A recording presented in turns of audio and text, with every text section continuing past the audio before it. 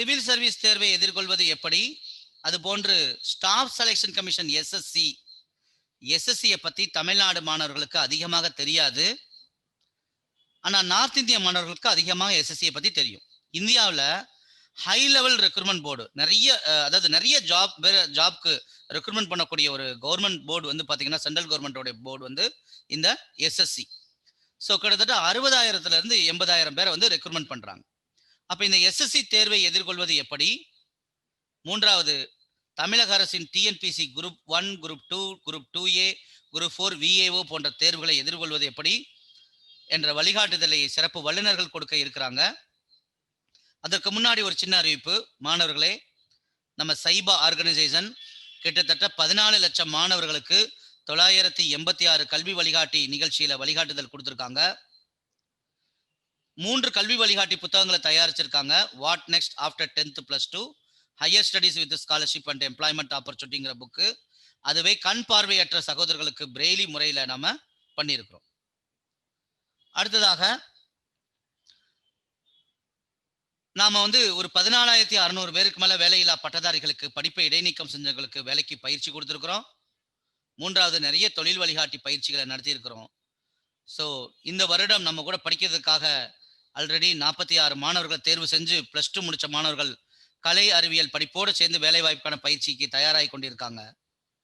இப்போ நாங்கள் ஆன்லைன் மூலியமாக சாட்டர்டே சண்டே மட்டும் +2 UG first year, second year, third year degree முடித்த மாணவர்கள், அரசு வேலைக்கு தயாராகணும்னு விருப்பமுள்ள மாணவர்களுக்கு கிட்டத்தட்ட ஒரு 85 பீப்புள் கவர்மெண்ட்ல ஒர்க் பண்ணிக்கிட்டு இருக்கக்கூடிய 85 பீப்புள் சகோதரர்களுடைய உதவியோடு அரசு வேலைக்கு பயிற்சி கொடுக்க இருக்கிறோம். சாட்டர்டே சண்டே ட்ரைனிங் ஐஏஎஸ்க்கான யூபிஎஸ்சி சிவில் சர்வீஸ் தேர்வுக்கு சாட்டர்டே 4 hours, சண்டே 4 hours. டிஎன்பிசிக்கும் எஸ்எஸ்சிக்கும் சாட்டர்டே 2.5 hours, சண்டே 2.5 hours. இதுக்கு நுழைவுத் தேர்வு மூலியமாக மாணவர்களை தேர்வு செய்கிறோம். இன்னைக்கு 3வது நுழைவுத் தேர்வு நடந்து கொண்டு இருக்கு. வரக்கூடிய சண்டே 4வது நுழைவுத் தேர்வு நடத்த இருக்கிறோம். ஸோ உங்களுக்கு யாருக்கு விருப்பம் இருக்கோ நுழைவுத் தேர்வுக்கு அப்ளை பண்ணலாம். நுழைவுத் தேர்வு மதிப்பெண்கள் அடிப்படையிலையும் மாணவர்களின் குடும்ப சூழ்நிலை அடிப்படையிலையும் 25% முதல் 75% வரை ஃபுல்லாக ஃபீஸ்லெஸ் ஸ்காலர்ஷிப் கொடுக்குறோம். ஸோ இந்த ஒரு வருட பயிற்சியை நீங்கள் பயன்படுத்தி கொள்ளலாம். மிகச்சிறந்த வல்லுநர்களுடைய உதவியோடு இந்த பயிற்சியை நடத்துகிறோம். ஸோ இப்போ இன்னைக்கு நம்மளுடைய ஃபர்ஸ்ட் ஸ்பீக்கர் யார் அப்படின்னா சகோதரர் முகமது நசீம். அவங்க வந்து யூபிஎஸ்சி உடைய சிவில் சர்வீஸ் தேர்வை எதிர்கொள்வது எப்படி, என்னென்ன போஸ்டிங் இருக்கு, ஸோ அதை பற்றிய வழிகாட்டுதல் கொடுக்க போறாங்க. சகோதரர் முகமது நசீம் அவங்கள வரவேற்கிறேன். எவ்ரிவன், நம்ம இந்த செஷன்ல வந்து எதை பத்தி பார்க்க போறோம் அப்படின்னா யூபிஎஸ்சி எக்ஸாமினேஷன், அதாவது மத்திய அரசாங்கம் உயர் பதவிகளுக்காக நடத்தக்கூடிய ஒவ்வொரு தேர்வு முறை வந்து யூபிஎஸ்சி எக்ஸாமினேஷன், அதை சிவில் சர்வீஸ் எக்ஸாம் சொல்லுவாங்க. நம்ம இதை அதிகமாக வந்து ஐஏஎஸ் எக்ஸாம், ஐபிஎஸ் எக்ஸாம் சொல்லிப்பாங்க. இப்போ அதை பற்றின ஃபுல் டீட்டெயிலும் இன்ஷால்லா இதில் நம்ம பார்க்கலாம். ஃபர்ஸ்ட் இதில் வந்து எந்த மாதிரி வகையில் பார்க்க போகிறோம் அப்படின்னா, ஃபர்ஸ்ட் நம்மளோட குவாலிஃபிகேஷன் என்ன இருக்கணும், தென் அதோட எலிஜிபிலிட்டி கிரைட்டீரியா, அடுத்து யூபிஎஸ்சியில் உள்ள சர்வீசஸ் என்ன அப்படிங்கிறதையும் பார்க்கலாம். அடுத்து எக்ஸாம்ஸ், அதோட பேட்டர்ன், அதுக்கப்புறம் உங்களோட டவுட்ஸ் வந்து கிளியர் பண்ணுற மாதிரி இந்த செஷன்ஸ் இருக்கும். ஃபர்ஸ்ட் பார்த்துக்கிட்டீங்க அப்படின்னா குவாலிஃபிகேஷன் அப்படிங்கிறது இது வந்து உங்களோட எஜுகேஷன் குவாலிஃபிகேஷனை பற்றி சொல்ல போகிறது கிடையாது. உங்களுக்கு ஒரு இன்டர்னல் குவாலிட்டின்னு ஒன்று இருக்கும், அது உங்களுக்கு என்ன இருக்கணும் அப்படிங்கிறது இந்த எக்ஸாமினேஷனை பொறுத்தவரை உங்களோட இன்டர்னல் குவாலிட்டி என்ன இருக்கணும் அப்படிங்கிறத பற்றி தான் இப்போ நம்ம இதில் பார்க்க போகிறோம். ஃபர்ஸ்ட் வந்து என்ன அப்படின்னா, நிறைய பேர் நினைப்பாங்க இது வந்து ஐஏஎஸ் எக்ஸாம் ரொம்ப பெரிய எக்ஸாம், இதுக்கு வந்து கிளாஸில் டாப்பராக இருக்கணும், ஸ்கூலில் டாப்பராக இருக்கணும், எப்பவுமே ஓ கிரேட்ல பாஸ் பண்றவங்க அந்த மாதிரி இருக்கணும் அப்படிங்கிற அவசியம் இதுக்கு இல்லை. ஃபர்ஸ்ட் வந்து உங்களோட பொசிஷன், அதாவது நீங்க டாப்பரா இல்ல லோ லெவல்ல இருக்கீங்களா, இதுங்கிறது இதுல முக்கியம் கிடையாது. செகண்ட் திங்ஸ் பாத்தீங்க அப்படின்னா, நான் இதுவரை வந்து எந்த எக்ஸாம்ஸும் பெருசா சக்சஸ்ஃபுல்லா எழுதினது இல்லை. ஈவன் யூனிவர்சிட்டி எக்ஸாம்ஸும் காலேஜ் எக்ஸாம்ஸ் கூட நான் வந்து பெருசா பெர்ஃபார்ம் பண்ணதில்லை அப்படிங்கிற தாட் வந்து உங்களுக்கு இருக்கக்கூடாது. அப்போ எதுதான் வந்து குவாலிஃபிகேஷன்ஸ் அப்படின்னா, ஃபர்ஸ்ட் வந்து என்ன அப்படின்னா, என்னால் முடியும், இந்த எக்ஸாம்ஸ் வந்து என்னால் கிளியர் பண்ண முடியும் அப்படிங்கிற செல்ஃப் கான்ஃபிடென்ஸ் இருக்கணும். இந்த செல்ஃப் கான்ஃபிடென்ஸ் வந்து உங்களுக்கு எப்படி இருக்கணும் அப்படின்னா, கண்டிப்பாக நம்ம வந்து ஒரு தேர்வு எழுத போகிறோம், இல்லை புதுமையான முயற்சிகள் பண்ணுறோம் அப்படின்னா, நம்ம சுற்றி உள்ள நிறைய நபர்கள்ட்ட இருந்து நமக்கு வந்து நெகட்டிவான ஒரு கிரிட்டிசம்ஸ் தான் நமக்கு வரும். உன்னால் முடியுமா, நீ போய் இது ஏன் பண்ணுற அப்படிங்கிற மாதிரி வரும். அதெல்லாம் ஓவர் வியூ பண்ணி என்னால முடியும், இந்த எக்ஸாம்ஸ் என்னால அச்சீவ் பண்ண முடியும் அப்படிங்கிற ஒரு செல்ஃப் கான்ஃபிடன்ஸ் உங்களுக்கு ஃபர்ஸ்ட் இருக்கணும். செகண்ட் திங்ஸ் என்ன அப்படின்னா, அதுக்கான இந்த டிலிஜென்ட் இருக்கணும் உங்களுக்கு. சரியா? ஆ தேர்ட் வந்து இதுல ரொம்ப முக்கியமான விஷயம் வந்து என்ன அப்படின்னா, பிரிப்பரேஷன். இப்ப சொல்லக்கூடிய இந்த விஷயம் வந்து உங்களுக்கு வந்து இந்த யுபிஎஸ்சி எக்ஸாம்ஸ்க்கு மட்டும் இல்ல. நீங்க எந்த ஒரு காம்படிட்டிவ் எக்ஸாம்ஸ் நீங்க பிரிப்பேர் பண்றதா இருந்தாலும், உங்களோட பிரிப்பரேஷன் எப்படி இருக்கணும் அப்படின்னா, கன்டினியூஸா அதாவது தொடர்ச்சியா இருக்கணும். ஆ ஒரு நாள் விட்டு ஒரு நாள் நமக்கு எப்போ தோணுதோ அப்போ படிக்கிறது. இந்த மாரி விஷயங்கள் இருந்துச்சு அப்படின்னா, ஒரு ப்ராப்பரா அந்த எக்ஸாம்ஸ வந்து நம்ம என்ன செய்ய முடியாது, அச்சீவ் பண்ண முடியாது. இந்த ரெகுலரா படிக்கக்கூடிய பழக்கம் இல்லாத நபர்கள் தான் வந்து என்ன செய்றாங்க அப்படின்னா, நான் எவ்வளோ ட்ரை பண்ணாலும் என்னால எக்ஸாம் கிளியர் பண்ண முடியல. ஆ இது வந்து எனக்கு செட் ஆகாது அப்படின்னு சொல்லி ஒரு முடிவு எடுத்து என்ன செஞ்சுடுறாங்க, அந்த வழிய விட்டே வந்து தடமாறி போயிடுறாங்க. ஆனா தொடர்ச்சியா படிச்சுக்கிட்டே இருக்கிறவங்களுக்கு வந்து இந்த எக்ஸாம்ஸ் வந்து கிளியர் பண்றது ரொம்ப ஈஸியா இருக்கும். அடுத்து இந்த எக்ஸாம்ஸ பொறுத்தவரை யார் நமக்கு வந்து காம்படிட்டரா இருக்கிறா? அதாவது நமக்கு போட்டியாளரா இருந்து நமக்கு டஃப் குடுக்கக்கூடியவங்க வந்து யாரு அப்படிங்கிறத நம்ம இப்ப பார்ப்போம். உங்களுக்கு போட்டியாளர் அப்படிங்கிறவங்க வந்து இந்த யூபிஎஸ்சி இல்ல other government exam competitive exams பொறுத்தவரை உங்களுக்கு போட்டியாளர் அப்படிங்கிறவங்க வந்து யாரும் கிடையாது. சரியா? ஏன் அப்படின்னா, இது உங்களுக்கான வேலை வாய்ப்ப நீங்க தேடி போறீங்க. அதாவது நீங்க வந்து ப்ராப்பரா படிச்சு குவாலிட்டியா இருந்தோம் அப்படின்னா, உங்களுக்கான அந்த ஜாப்ப வேற யாரும் என்ன செய்ய முடியாது. தட்டி பறிக்க முடியாது.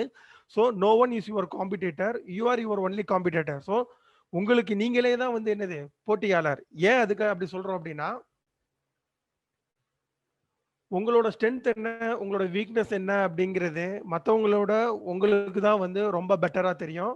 அதே மாரி உங்களோட ஃபேமிலி சிச்சுவேஷனோ, இல்ல நீங்க உங்கள வேலை பார்க்கக்கூடிய இடங்கள், இல்ல நீங்க படிக்கிற இடங்கள்ல உள்ள இருக்கக்கூடிய சிச்சுவேஷன் என்ன அப்படிங்கிறது உங்களுக்கு தான் தெரியும். அத விட முக்கியமா உங்களோட கெப்பாசிட்டி. என்னால எப்போ, எந்த விஷயத்த எவ்வளோ பண்ண முடியும் அப்படிங்கிற ஒரு கெப்பாசிட்டி, உங்கள பத்தி உங்கள தவிர வேற யாருக்குமே என்ன செய்யாது தெரியாது. நீங்க தான் வந்து உங்கள பத்தி 100% தெரிஞ்ச ஆளு. ஸோ இது எல்லாம் உங்களையே கொஞ்சம் மென்ஷன் பண்ணி இருக்கனால, நீங்க தான் உங்களோட காம்படிட்டர். சரியா? ஸோ நீங்க என்ன பண்ணலாம் அப்படின்னா, உங்களுடைய கெப்பாசிட்டி, உங்களுடைய சிச்சுவேஷன், உங்களுடைய ஸ்ட்ரென்த் அண்ட் வீக்னஸ் இத டிபெண்ட் பண்ணி, உங்களுக்கான எக்ஸாம்ஸ்க்கான டார்கெட்ட ஃபிக்ஸ் பண்றது, அதுக்கான ஒரு ஓன் பிளான் போடுறது வந்து உங்களுடைய வசதிகளுக்கு ஏத்த மாரி நீங்க என்ன பண்ணிக்கலாம், பிரிப்பேர் பண்ணிட்டு நீங்க எக்ஸாம் பிரிப்பரேஷன் பண்ணலாம். ஒரு சின்ன எக்ஸாம்பிள் பார்க்கலாம். இப்போ வந்து 2020 அப்படிங்கிற ஒரு வருஷத்த நம்ம எடுத்துக்கிறோம். நம்மளோட டார்கெட் ஐஏஎஸ் அப்படிங்கிறதே வந்து நம்ம பார்க்குறோம். இப்போ வந்து ஒரு 3 பெர்சன்ஸ் வந்து இந்த எக்ஸாம்ஸ்க்காக பிரிப்பேர் பண்றாங்க. டிஃபரெண்ட் டிஃபரெண்ட் கெப்பாசிட்டி உள்ள பெர்சன்ஸ். ஓகேவா? ஃபர்ஸ்ட் ஏ அப்படிங்கிற ஒரு பெர்சன், பி அப்படிங்கிற ஒரு பெர்சன் அண்ட் சி. இந்த 3 பேரும் என்ன பண்றாங்க அப்படின்னா, 2020ல ஐஏஎஸ் எக்ஸாம்ஸ்க்கான பிரிப்பரேஷன ஸ்டார்ட் பண்றாங்க. இவங்க 3 பேரும் வந்து ஒருத்தருக்கு ஒருத்தர் காம்படிட்டர் கிடையாது. ஒவ்வொருத்தரும் அவங்களோட இண்டிவிஜுவல் பிளானிங், இண்டிவிஜுவல் வேல போறாங்க. அப்படிங்கும்போது அவங்களோட கெப்பாசிட்டிக்கு ஏத்த மாரி எப்படி அவங்க பிளான் பண்ணணும், அவங்களோட இயர் ஆஃப் அச்சீவ்மென்ட் என்ன அப்படிங்கிறது இப்ப நம்ம எக்ஸாம்பிளா பார்க்கலாம். ஃபர்ஸ்ட் உள்ளவர் பார்த்தீங்க அப்படின்னா, ஃபாஸ்ட் லேர்னர். இவரால எதையுமே வந்து ஈஸியா லேர்ன் பண்ணிக்க முடியும். அதே மாரி ஈஸியா மெமரைஸ் பண்ணிக்க முடியும். அப்படிப்பட்ட ஒருத்தர் வந்து 2020ல ஸ்டார்ட் பண்றாரு. அவர் தன்னோட இலக்க வந்து என்ன செய்றாருன்னா, 1 வருஷத்துல இந்த எக்ஸாம கிளியர் பண்ணுவேன் அப்படிங்கிறத நிர்ணயிச்சு, அதுக்கான திட்டங்கள வகுத்து பிரிப்பேர் பண்றாரு. 2021 என்ன பண்றாரு? ஐஏஎஸ் கிளியர் பண்றாரு. இப்போ பிங்கிற பெர்சன் எக்ஸாம்பிள்ஸ்க்கு எடுத்துக்கலாம். இவர் வந்து ஆவரேஜா லேர்ன் பண்ணக்கூடியவரு. ரொம்ப எக்ஸ்ட்ரார்டினரியா இல்லாம, அ கிடைக்கிற நேரங்கள்ல படிச்சுக்கிட்டு, இந்த மாரி சிச்சுவேஷன்ல இருக்கக்கூடியவரு. ஆனா இவருக்கும் ஐஏஎஸ் ஆகணும் அப்படிங்கிற ஒரு இலக்க நிர்ணயிச்சுட்டாரு. ஆனா அவரோட கெப்பாசிட்டி, அவரோட ஸ்ட்ரென்த் அண்ட் வீக்னஸ் அவருக்கு தெரியும். அதனால என்ன செய்றாரு அப்படின்னா, நான் ஒரு 2 வருஷம் டைம் எடுத்து பிரிப்பேர் பண்ணிக்கிறேன் அப்படிங்கிற ஒரு முடிவு எடுக்கிறாரு. அதே மாரி அவரோட கெப்பாசிட்டிக்கு பிரிப்பேர் பண்றாரு. 2022ல அவரோட இலக்க வந்து என்ன செய்றாரு? அடைஞ்சிடுறாரு. 3வதா உள்ளவரு பார்த்தீங்க அப்படின்னா, ஸ்லோ லேர்னர். எதையுமே ரொம்ப ஸ்லோவா தான் கத்துப்பாரு. ஆனா, அவருக்கு வந்து ஒரு லட்சியம் இருக்கு. நான் ஐஏஎஸ் ஆகணும் அப்படிங்கிறது மட்டும். அப்போ அவர் அவரோட கெப்பாசிட்டிக்கு ஏத்த மாரி ஒரு 3 வருட திட்டம் அவர் போட்டுக்கிறாரு. நான் வந்து படிச்சு 3 வருஷத்துல ஐஏஎஸ் ஆவேன் அப்படின்ட்டு. அந்த திட்டங்கள போடுறாரு. 2023ல அவர் என்ன செய்றாரு? ஐஏஎஸ் ஆகுறாரு. இப்ப இந்த 3 பேரையும் பார்த்தீங்க அப்படின்னா, அவர்களுடைய இலக்கு வந்து ஐஏஎஸ். ஆனா, அவர்களுடைய தகுதிகளுக்கு ஏத்த மாரி தனித்தனி பாதைகள், அவங்களுக்கு அவங்களே காம்படிட்டரா இருந்து, அவங்களுக்கான திட்டங்கள் வகுத்து என்ன பண்றாங்க? அவங்க வந்து இந்த பிரிப்பரேஷன் பண்றாங்க. ஆனா, வருஷங்கள் மாறி 21, 22, 23 வருஷங்கள் மாறி மாறி இருந்திருக்கலாமே தவிர, அந்த 3 பேரும் அவங்களோட இலக்க என்ன செஞ்சுட்டாங்க? அடைஞ்சுட்டாங்க. நம்மளோட திட்டமிடலும் இந்த மாரி தான் இருக்கணும். மத்தவங்களோட கம்பேர் பண்ணாம, நமக்கு நாமே ஒரு ஓனா ஒரு திட்டங்கள் போட்டு, அதுக்கேத்த மாரி நம்ம பிரிப்பேர் பண்ணணும் அப்டின்னா, நம்மளுடைய இலக்க நம்ம நிர்ணயிச்ச ஆண்டுல கண்டிப்பா நம்மளால என்ன செய்ய முடியும், ரீச் பண்ண முடியும். ஓகேவா? இப்போ எலிஜிபிலிட்டி கிரைட்டீரியா பார்ப்போம். அதாவது கவர்மெண்ட் அஃபிஷியலா வந்து இந்த தேர்வு எழுதணும் அப்படின்னா இதுக்கு என்ன தகுதி அப்படிங்கறத கொடுத்திருக்காங்க. ஃபர்ஸ்ட் எஜுகேஷனல் குவாலிஃபிகேஷன் பார்க்கலாம். Central university R state university எதுல இருந்தாலும் ஒரு மினிமம் ஒரு யூஜி டிகிரி அண்டர் கிராஜுவேட் வந்து நம்ம கம்ப்ளீட் பண்ணியிருக்கணும். அது வந்து ஈவன் டிஸ்டன்ஸ் எஜுகேஷன்ல முடிச்சிருந்தாலும் சரி, இல்ல எனி ஓப்பன் யூனிவர்சிட்டியில முடிச்சிருந்தாலும் சரி. இப்போ ஏஜை பொறுத்தவரை பார்த்தீங்க அப்படின்னா ஜென்ரல் கேட்டகரிக்கு வந்து 32 வயசு வரை மேக்சிமம் ஏஜ் லிமிட். 21 வயசு கம்ப்ளீட் ஆயிருக்கணும் அப்படிங்கிறது எல்லா கேட்டகரியில உள்ளவங்களுக்கும் வந்து மினிமம் ஏஜ் லிமிட். ஓகேவா? இப்போ ஜென்ரல் கேட்டகரி பார்த்தீங்க அப்படின்னா மொத்தமா அவங்க லைஃப் டைம்லேயே வந்து 6 அட்டெம்ப்ட் தான் கொடுக்க முடியும். அதாவது இந்த 21 டு 32 இந்த வயசுக்குள்ள 6 தடவை அவங்க என்ன பண்ணிக்கலாம், எக்ஸாம்ஸ் வந்து அட்டன் பண்ணிக்கலாம். இப்போ அதர் பேக்வர்ட் கிளாஸ் பீப்புள்ஸ் பார்த்தீங்க அப்படின்னா 35 வயசு வரை என்ன செஞ்சுக்கலாம், அந்த எக்ஸாம்ஸ் எழுதிக்கலாம். அவங்களுக்கு வந்து 9 அட்டெம்ப்ட் கொடுத்துருக்காங்க. அடுத்து எஸ்சி எஸ்டி கேண்டிடேட்ஸ் இவங்களுக்கு வந்து பார்த்தீங்க அப்படின்னா 21 வயசுல இருந்து 37 வயசு வரை அவங்க வந்து எத்தனை அட்டெம்ப்ட்ஸ்னாலும் என்ன பண்ணிக்கலாம், நம்ம வந்து எக்ஸாம்ஸ் அட்டன் பண்ணிக்கலாம். இப்போ யூபிஎஸ்சியில் உள்ள சர்வீசஸ் வந்து பார்த்தீங்க அப்படின்னா நமக்கு மேக்ஸிமம் தெரிஞ்சது வந்து ஐஏஎஸ், ஐபிஎஸ், ஐஎஃப்எஸ் தான். அதை தாண்டி வந்து பார்த்தீங்க அப்படின்னா குரூப் ஏ சர்வீசஸ் இருக்கு. இந்த சர்வீசஸ் எல்லாத்துலையும் நீங்க பார்த்தீங்க அப்படின்னா அந்த துறை சார்ந்த பதவிகளில் ஃபர்ஸ்ட் கிரேட் பதவிகள் வந்து என்ன அப்படின்னா அந்த யூபிஎஸ்சி கிளியர் பண்றவங்களுக்கு கிடைக்கும். அவங்களுக்கு கீழே தான் அடுத்தடுத்து எஸ்எஸ்சியில செலக்ட் பண்ணக்கூடிய ஸ்டாஃப்ஸாக இருந்தாலும் சரி, அதர் ரெக்ரூட்மெண்ட் ரயில்வே போர்டு இந்த மாதிரி இருக்கக்கூடிய போர்டுகளில் செலக்ட் பண்றவங்க எல்லாமே இவங்களுக்கு கீழே, அதாவது இந்த 23 பதவிகளுக்கு கீழே உள்ளவங்களுக்கு கீழே தான் அவங்க என்ன செய்வாங்க, ஒர்க் பண்ணுவாங்க. அடுத்து இப்போ எக்ஸாம்ஸோட ஸ்டேஜ் இதோட பேட்டர்ன் என்ன அப்படிங்கறத பார்த்துடலாம். இந்த யூபிஎஸ்சி எக்ஸாம், அதாவது இந்த சிவில் சர்வீஸ் எக்ஸாம் அப்படிங்கிறது 3 வகையா நடக்குது. ஃபர்ஸ்ட் ஸ்டேஜ் எக்ஸாமினேஷன் பார்த்தீங்க அப்படின்னா ப்ரிலிமினரி எக்ஸாம், அடுத்து மெயின் எக்ஸாம் அண்ட் இன்டர்வியூ. ப்ரிலிமினரியில் பார்த்தீங்க அப்படின்னா 2 பேப்பர் எழுதணும். ரெண்டும் வந்து மல்டிபிள் சாய்ஸ் கொஸ்டின்ஸ் தான். General studies and சிசெட். இதில் பார்த்தீங்க அப்படின்னா history, geography, economic, Indian culture, current affairs, இது மாதிரி உள்ள பாடங்கள்ல, இந்தியன் பாலிட்டி இந்த பாடங்கள்ல இருந்து கொஸ்டின்ஸ் இருக்கும். இந்த சிசெட் அப்படிங்கிறது பார்த்தீங்க அப்படின்னா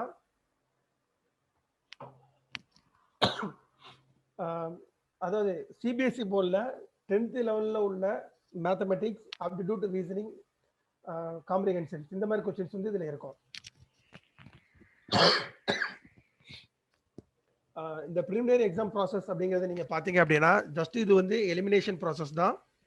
இதில் வந்து தேவையான கேண்டிடேட்ஸை வந்து மெயின் எக்ஸாம்ஸ்க்காக செலக்ட் பண்ணுறதுக்கான செலெக்ஷன் ப்ராசஸாக தான் இந்த ப்ரிலிமினரி எக்ஸாம்ஸ் என்ன பண்ணுறாங்க, கண்டக்ட் பண்ணுறாங்க. இப்போ மெயின் பேப்பரை பொறுத்தவரை பார்த்தீங்க அப்படின்னா எல்லாமே டிஸ்கிரிப்டிவ் டைப் எஸ்ஐ மாடலில் தான் நம்ம வந்து ஆன்சர் பண்ணணும். இது மொத்தம் 9 பேப்பர் இருக்கு. அதில் 7 வந்து பார்த்தீங்கன்னா மெரிட் பேப்பர், 2 குவாலிஃபைங் பேப்பர். இந்த 2 குவாலிஃபைங் பேப்பர், மெயின் பேப்பர் என்ன அப்படிங்கிறத அடுத்தடுத்த ஸ்லைட்ஸில் நம்ம என்ன செய்யலாம் பார்க்கலாம். இன்டர்வியூ பொறுத்தவரை என்னன்னா நம்மளோட பர்சனாலிட்டி எப்படி இருக்கு, நம்மளோட லீடர்ஷிப் கெப்பாசிட்டி இருக்கு என்ன அப்படிங்கிறத வந்து நமக்கு வந்து அனலைஸ் பண்ணுவாங்க. இப்போ ப்ரிலிமினரி எக்ஸாம் நம்ம லாஸ்ட் ஸ்லைடில் சொன்ன மாதிரி தான். பேப்பர் 1 பொறுத்தவரை ஹிஸ்ட்ரி, இந்தியன் நேஷனல் மூவ்மெண்ட், அடுத்து India and world geography, ecology அதாவது என்விரான்மெண்டல் ஸ்டடீஸை பற்றின கேள்விகள் இருக்கும். இந்திய அரசியலமைப்பு சம்பந்தப்பட்ட Indian polity, Indian economy, current affairs and reason, science and technology இருக்கும். இப்போ பேப்பர் 2 பொறுத்தவரை பார்த்தீங்க அப்படின்னா காம்ப்ரிஹென்ஷன், அதுக்கடுத்து decision making, interpersonal and communication skill, general mental ability, basic numeracy and data interpretation இந்த மாதிரி தான் இருக்கும். இது வந்து ரொம்ப டிஃபிகல்ட்டாக இருக்காது. நீங்கள் ப்ரீவியஸ் இயர்ஸ் கொஸ்டின்ஸ் எடுத்து பார்த்தாலே அது எந்த அளவுக்கு சிம்பிளாக இருக்கு அப்படிங்கிறத வந்து நம்ம என்ன செஞ்சுக்க முடியும், ஈஸியாக புரிஞ்சுக்க முடியும். இப்போ அந்தந்த பேப்பரில் உள்ள நம்பர் ஆஃப் கொஸ்டின்ஸ் என்ன, அதில் என்ன மார்க் கேட்குறாங்க, அதில் நெகட்டிவ் மார்க்ஸ் என்ன அப்படிங்கிறது பார்க்கலாம். பேப்பர் 1 பொறுத்தவரை 100 கொஸ்டின்ஸ் கொடுத்து 200 மார்க்ஸ்க்கு நமக்கு வந்து கேட்டிருப்பாங்க. ஒரு கொஸ்டினுக்கும் வந்து நமக்கு 2 மார்க். இதில் வந்து நெகட்டிவ் மார்க் வந்து என்ன அப்படின்னா நம்ம ஒரு கொஸ்டின் ராங்காக ஆன்சர் பண்ணிட்டோம் அப்படின்னா அந்த ராங்காக ஆன்சர் பண்ண கொஸ்டின்ஸ்க்கு வந்து மார்க் கிடைக்காது. அது போக நம்மளுடைய இருக்கக்கூடிய மதிப்பெண்கள் இருக்கு பாருங்க, அதுல இருந்து ஒவ்வொரு கொஸ்டினுக்கும் 0.66 அப்படிங்கிற ஒரு மார்க் பண்ணிடுவாங்க, ரெடியூஸ் பண்ணிடுவாங்க. ஸோ நெகட்டிவ் மார்க் சிஸ்டம் இருக்கிறதுனால நம்ம வந்து கரெக்ட் சரியான கேள்விகளுக்கு மட்டும்தான் அதில் என்ன செய்ய முடியும், பதிலளிக்க முடியும். அடுத்ததுக்கான டைம் டூரேஷன் பார்த்தீங்க அப்படின்னா 2 hours தான் கொடுத்துருக்குறாங்க. பேப்பர் 2 வந்து பார்த்தீங்க அப்படின்னா 80 questions, same number of marks 200 தான். ஆனா ஈச் கொஸ்டின்ஸ் வந்து பாத்தீங்க அப்படின்னா 2.5 மார்க்ஸ் என்ன செய்யுது இதில் கொடுத்துருக்காங்க. இதுல நெகட்டிவ் மார்க் வந்து பாத்தீங்க அப்படின்னா 0.83 marks for one every wrong question wrong answer. இப்போ இதுக்கான டைம் டியூரேஷன் வந்து பாத்தீங்க அப்படின்னா 2 hours தான். அடுத்து மெயின் எக்ஸாமினேஷன். இந்த மெயின் எக்ஸாமினேஷனை பொறுத்தவரை என்ன அப்படின்னா இந்த ப்ரிலிம்ஸ் ஒன்று பார்த்துக்கலாம். இந்த பேப்பர் 2 அப்படிங்கிறது வந்து நமக்கு மார்க் கன்சிடரேஷன் கிடையாது, ஜஸ்ட் அது குவாலிஃபைங் மார்க் தான். அதுல வந்து 200க்கு 25% மார்க்ஸ் என்ன செய்யணும் நம்ம எடுக்கணும். அப்படி அப்படி மார்க் எடுத்தோம் அப்படின்னா என்ன செய்வாங்கன்னா ஃபர்தரா பேப்பர் 1 அப்படிங்கறது வந்து கரெக்ஷன் பண்ணுவாங்க. அதாவது இந்த பேப்பர் 1 வந்து கரெக்ஷன் பண்றதுக்கு நம்ம குவாலிஃபிகேஷனா இல்லையா அப்படிங்கறத பேப்பர் 2 ஹவர்ஸ் தான் என்ன செய்வாங்க டிசைட் பண்ணுவாங்க. அதே மாதிரி தான் மெயின் எக்ஸாமினேஷன் எடுத்துக்கோங்க. இதுல வந்து குவாலிஃபைங் பேப்பர்ஸ்னு 2 பேப்பர் இருக்கு, மெரிட் பேப்பர்ஸ் இருக்கு. குவாலிஃபைங் பேப்பர்ஸ் என்ன அப்படின்னா லாங்குவேஜ் பேப்பர் தான். இது எந்த ஸ்டாண்டர்ட்ல இருக்கும் அப்படின்னா ஒரு 10th ஸ்டாண்டர்ட்ல எப்படி இருக்குமோ அந்த மாதிரி கண்டென்ட் தான் அதுல கொடுத்துருப்பாங்க. Precious writing, develop writing, comprehension, translation, இந்த மாதிரி பார்ட்ஸ் மட்டும் தான் இருக்கும். அதுல பேப்பர் 1 அப்படிங்கிறது வந்து கம்பல்சரி எல்லாருக்கும், அது இங்கிலீஷ் பேப்பர், அதை எழுதணும். அது மாதிரி பேப்பர் 2 அப்படிங்கிறது வந்து என்ன அப்படின்னா இந்தியன் லாங்குவேஜஸ்ல ஏதாவது ஒரு லாங்குவேஜ் என்ன பண்ணிக்கலாம், நம்ம சூஸ் பண்ணிக்கலாம். We are belong from Tamil Nadu அப்படிங்கிறதுனால நம்ம வந்து மேக்ஸிமம் என்ன சூஸ் பண்ணிப்போம், தமிழ் சூஸ் பண்ணிப்போம். அது போக ஹிந்தி, குஜராத்தி, இந்த மாதிரி உள்ள இந்தியன் லாங்குவேஜஸ் வந்து நம்ம என்ன செய்யலாம், சூஸ் பண்ணிக்க முடியும். இப்போ மெரிட் பேப்பர்ஸ்ல என்னெல்லாம் இருக்குன்னு சொல்லி பார்ப்போம். ஃபர்ஸ்ட் வந்து எஸ்ஏ பேப்பர். இதுல என்ன செய்வாங்க அப்படின்னா பெரும்பாலும் நடப்பு நிகழ்வுகள் சம்பந்தப்பட்ட சப்ஜெக்ட் கான்செப்ட் சேர்த்து கேட்பாங்க. மொத்தம் 250 மார்க்ஸ். எல்லா பேப்பருக்குமே வந்து 250 மார்க்ஸ். இந்த எஸ்ஏ பொறுத்தவரை வந்து என்ன அப்படின்னா 4 செக்ஷன் ஏ, செக்ஷன் பி அப்படின்னு சொல்லி 2 பார்ட் கொடுப்பாங்க. செக்ஷன் ஏல 4 கொஸ்டின், செக்ஷன் பில 4 கொஸ்டின்ஸ் இருக்கும். ஒவ்வொரு செக்ஷன்லையும் நம்ம ஒரு கொஸ்டின் சூஸ் பண்ணி எழுதணும். 1 கொஸ்டின்ஸ்க்கு வந்து 125 மார்க்ஸ். 2 கொஸ்டின் எழுதினா 250 மார்க்ஸ். அது போக ஜெண்டர் ஸ்டடிஸ் பேப்பர் 1, 2, 3, 4 அப்படிங்கிறது இருக்கு. அது போக ஆப்ஷனல் பேப்பர் இருக்கு. அதாவது 2011 வரை இந்த ஆப்ஷனல் பேப்பர் என்னன்னா நமக்கு விருப்பமான பாடத்தை சூஸ் பண்ணி எழுதுறது. இது எப்படி வச்சிருந்தாங்க அப்படின்னா பேப்பர் 1க்கு ஒரு சப்ஜெக்ட் சூஸ் பண்ணணும், பேப்பர் 2க்கும் தனியாக ஒரு சப்ஜெக்ட் சூஸ் பண்ணணும் அப்படிங்கிற ஒரு ஆப்ஷன் இருந்துச்சு. அதை 2011க்கு பிறகு சிலபஸ் ரிவைஸ் பண்ணனால எப்படி மாத்திட்டாங்க அப்படின்னா ஏதாவது ஒரு சப்ஜெக்ட் சூஸ் பண்ணி அதுல வந்து என்ன செய்யலாம், ஆப்ஷன் 1, ஆப்ஷன் 2ன்னு சொல்லி 2 பேப்பர் எழுதலாம் அப்படிங்கிறத கொண்டு வந்தாங்க. இப்போ மெயின் எக்ஸாம்ஸோட சிலபஸ் பேட்டர்ன்ஸ் வந்து நம்ம பார்த்துடலாம். ஜெண்டர் ஸ்டடிஸ் பேப்பர் 1 அப்படிங்கிறதுல வந்து பாத்தீங்க அப்படின்னா அதாவது மாடர்ன் இந்தியன் ஹிஸ்டரி, இந்தியாவோட மாடர்ன் இந்தியன் ஹிஸ்டரின்னு சொல்லுவாங்க. இந்தியா வரலாறு 3ஆ பிரிப்பாங்க, ஏன்ஷியன்ட், மிடிவல் அண்ட் மாடர்ன். இதுல ஃபுல் அண்ட் ஃபுல் பாத்தீங்க அப்படின்னா மாடர்ன் இந்தியன் ஹிஸ்டரி, அதாவது பிரிட்டிஷ்காரங்க இந்தியாவுக்கு வந்தாங்கல்ல அதுல இருந்து எஸ்பெஷலி வந்து 1757 அந்த பேட்டில் ஆஃப் பிளாசிமாங்க, அதுல இருந்து ஆரம்பிச்சு இந்தியாவோட இண்டிபெண்டன்ட் 1947 வரை உள்ள எல்லா பார்ட்ஸ்லயும் வந்து கொஸ்டின்ஸ் கேட்பாங்க, மாடர்ன் இந்தியான்னு சொல்லுவாங்க. அதுக்கப்புறம் பாத்தீங்க அப்படின்னா after independent to still now இந்தியாவோட அச்சீவ்மெண்ட்ஸ், அவங்களோட டெவலப்மெண்ட், அதை பத்தின கேள்விகள் இருக்கும். அடுத்து வந்து பாத்தீங்க அப்படின்னா இந்தியன் ஹெரிட்டேஜ் அண்ட் கல்ச்சர். இதுல வந்து பாத்தீங்க அப்படின்னா இந்தியாவில் இருக்கக்கூடிய கலாச்சாரங்கள் ஓரியன்டா கட்டடக்கலைகள் பத்தினது, அதோட ஆர்கிடெக்சர், பெயிண்டிங், ஏன்ஷியன் பீரியட்ல அவங்களோட சைட்ஸ், இதெல்லாம் ஓரியன்டான கொஸ்டின்ஸ் வந்து என்ன செய்வாங்க இதில் கேட்பாங்க. அடுத்து மாடர்ன் வேர்ல்டு ஹிஸ்டரி அப்படிங்கிறது என்ன அப்படின்னா உலக வரலாறுல இருக்கக்கூடிய அந்த மாடர்னைசேஷன், அதாவது அந்த இண்டஸ்ட்ரியல் ரெவல்யூஷன் சொல்லுவாங்க. அதுல இருந்து 2ஆம் உலக போர் பத்தி, ரஷ்ய புரட்சிகள், பிரெஞ்சு புரட்சி, இது மாதிரி விஷயங்கள்ல இருந்து என்ன செய்வாங்க கொஸ்டின்ஸ் கேட்பாங்க. அடுத்து India and world physical geography. இது என்னன்னா இந்தியாவில் இருக்கக்கூடிய geographical feature, Himalayas, Western Ghats, இந்திய சாத்புரா ரிவர்ஸ், இதை பத்தி கேட்கலாம். இல்ல வேர்ல்டு பிசிக்கல் ஜியோகிராஃபிஸை பத்தி கேட்கலாம். டைட்ஸ்னா என்ன, அந்த கடல் அலைகள் ஏன் வருது, இந்த கிளைமேட் சேஞ்ச், இந்த மாதிரி கொஸ்டின் சொல்ல வரலாம். அடுத்து இந்தியன் சொசைட்டி, இது எதை பத்தின கொஸ்டின் இருக்கும் அப்படின்னா இந்திய சமூகம்ங்கிறது வந்து எப்படி இருக்கு, அதோட டெவலப்மெண்ட் என்ன, அவங்களோட ப்ராப்ளம்ஸ் என்ன, இதை பத்தின படிக்கக்கூடியதுதான் இந்தியன் சொசைட்டி. இது எல்லாமே சேர்ந்து பேப்பர் 1 அப்படிங்கிற அந்த பேப்பர்ல வரும். அடுத்து ஜெண்டர் ஸ்டடிஸ் பேப்பர் 2. இது ஃபுல் அண்ட் ஃபுல் பாத்தீங்க அப்படின்னா இந்தியாவோட அரசியலமைப்பு, அதாவது இந்தியன் கான்ஸ்டிடியூஷன் அண்ட் பாலிட்டி, இதோட பேசிஸா என்ன செய்யும் கொஸ்டின்ஸ் கேட்பாங்க. அடுத்து கவர்னன்ஸ், எப்படி வந்து இங்க நிர்வாகங்கள் பண்றாங்க அப்படிங்கிறது, சோசியல் ஜஸ்டிஸ், அரசியலமைப்பு வந்து எப்படி மக்களுக்கு எதுவாக அது நடைமுறைப்படுத்தப்படுது, இதை பத்தி கேட்பாங்க. அடுத்து இன்டர்நேஷனல் ரிலேஷன், இது இந்த இதுல பாத்தீங்கன்னா 2 சாப்டர்ஸ் தான், அதாவது இந்திய அரசியலமைப்பு அண்ட் இன்டர்நேஷனல் ரிலேஷன், இந்த 2 பார்ட் மட்டும் தான் இந்த 2வது பேப்பர்ல இருக்கும். அடுத்து ஜெண்டர் ஸ்டடீஸ் பேப்பர் 3. இதுல பாத்தீங்க அப்படின்னா மேக்ஸிமம் கரண்ட் அஃபேர்ஸ் ஓரியன்டான கொஸ்டின்ஸ் வந்து மேக்ஸிமம் இதுல அதிகமா இருக்கும். ரீசன்ட் சயின்ஸ் அண்ட் டெக்னாலஜி அப்படின்னா இப்போ இந்தியாவோட ரீசெண்டான சயின்ஸ் அண்ட் டெக்னாலஜியோட அச்சீவ்மெண்ட்ஸ் என்ன, இப்போ கரண்ட் ட்ரெண்டிங்ல வந்து கொரோனாஸ் இருக்கு, அதோட வேக்சின்ஸ் பத்தி கேட்கலாம். அதே மாதிரி இந்தியாவோட ஸ்பேஸ் அச்சீவ்மெண்ட்ஸ் இருக்கு, மங்கள்யான், சந்திராயன் 2. அதே மாதிரி இந்தியாவோட டிஃபென்ஸ் இது ரீசெண்டாக கண்டுபிடிக்கப்பட்ட மிசைல்ஸ், டிஃபென்ஸ் ப்ரோக்ராமு, இது ரிலேட்டடா உள்ள விஷயங்கள் வந்து என்ன செய்யலாம் இதுல கேட்கலாம். அடுத்து எக்கனாமிக் டெவலப்மெண்ட் என்ன அப்படின்னா நம்ம நாடு எக்கனாமிக்கலா வந்து கரண்ட் ட்ரெண்டிங்ல என்ன ஃபேஸ் பண்ணுது, ஷேர் மார்க்கெட் டவுன் ஆகிறதா இருக்கட்டும், அது க்ரோத் ஆகிறதா இருக்கட்டும், ஆர்பிஐயோட டிசிஷன்ஸாக இருக்கட்டும், த மினிஸ்ட்ரி ஆஃப் ஃபினான்ஸ் அவங்களோட டிசிஷன், அவங்க நடைமுறைப்படுத்தக்கூடிய எக்கனாமிக்கல் ரிஃபார்ம்ஸ் ஆக்ட், இதை பற்றின கேள்விகள் இதில் இருக்கும். அடுத்து பார்த்தீங்க அப்படின்னா பயோடைவர்சிட்டி அண்ட் என்விரான்மெண்டல் ஸ்டடிஸை பற்றின நடப்பு நிகழ்வு சம்மந்தப்பட்ட கேள்விகள் இருக்கலாம். உதாரணத்துக்கு பார்த்தீங்க அப்படின்னா இப்போ குளோபல் வார்மிங் அப்படிங்கிறது வந்து ரீசெண்டாக ரொம்ப ஒரு மிகப்பெரிய இஷ்யூஸாக இப்போ வேர்ல்டு வைடாக இருக்கு. அண்டார்டிகால இருக்கக்கூடிய பெரிய பெரிய பனிப்பாறைகள்லாம் உருகுது அப்படிங்கும்போது அது சம்பந்தப்பட்ட கேள்விகள் என்ன செய்யலாம் கேட்கலாம். இந்த மாதிரி நடப்பு நிகழ்வு சம்பந்தப்பட்ட குளோபல் வார்மிங் ரிலேட்டடா உள்ளது, அது போக வந்து நேஷனல் டிசாஸ்டர் மூவ்மெண்ட், இது டிசாஸ்டர்ஸ், இதை பத்தின கேள்வி. அடுத்து செக்யூரிட்டி ஆஃப் இந்தியா அப்படின்னா இந்தியாவோட உள்துறை சார்ந்த பாதுகாப்பு விஷயங்கள் இருக்குல்ல, உதாரணத்துக்கு வந்து நக்சல்ஸ், இந்த மாதிரி விஷயங்களை பத்தினது, இந்தியா பாதுகாப்புக்காக என்னென்ன டெவலப்மெண்ட்ஸ் பண்றாங்க, அவங்களோட வந்து செக்யூரிட்டி டெவலப்மெண்ட் என்ன, இது மாதிரி உள்ள பாடங்கள் இருக்கிறது வந்து பேப்பர் 3 இருக்கும். அது போக டிசாஸ்டர் மேனேஜ்மெண்ட், இப்போ வந்து சைக்ளோன், ஃப்ளட்டிங், சுனாமி, எர்த்குவேக், அதே மாதிரி ஹியூமன் டிசாஸ்டர்ஸ்லாம் இருக்கு. அதாவது அட்டாமிக் பவர் ஸ்டேஷன் பிளாஸ்ட் ஆகிறது, நியூக்ளியர் டிசாஸ்டர், இது இந்த மாதிரி ரிலேட்டடான உள்ள கொஸ்டின்ஸ்ல இருந்து உங்களுக்கு என்ன செய்யலாம் இதுல கொஸ்டின்ஸ் கேட்கலாம். ஓகேவா? அடுத்து ஜெண்டர் ஸ்டடிஸ் பேப்பர் 4.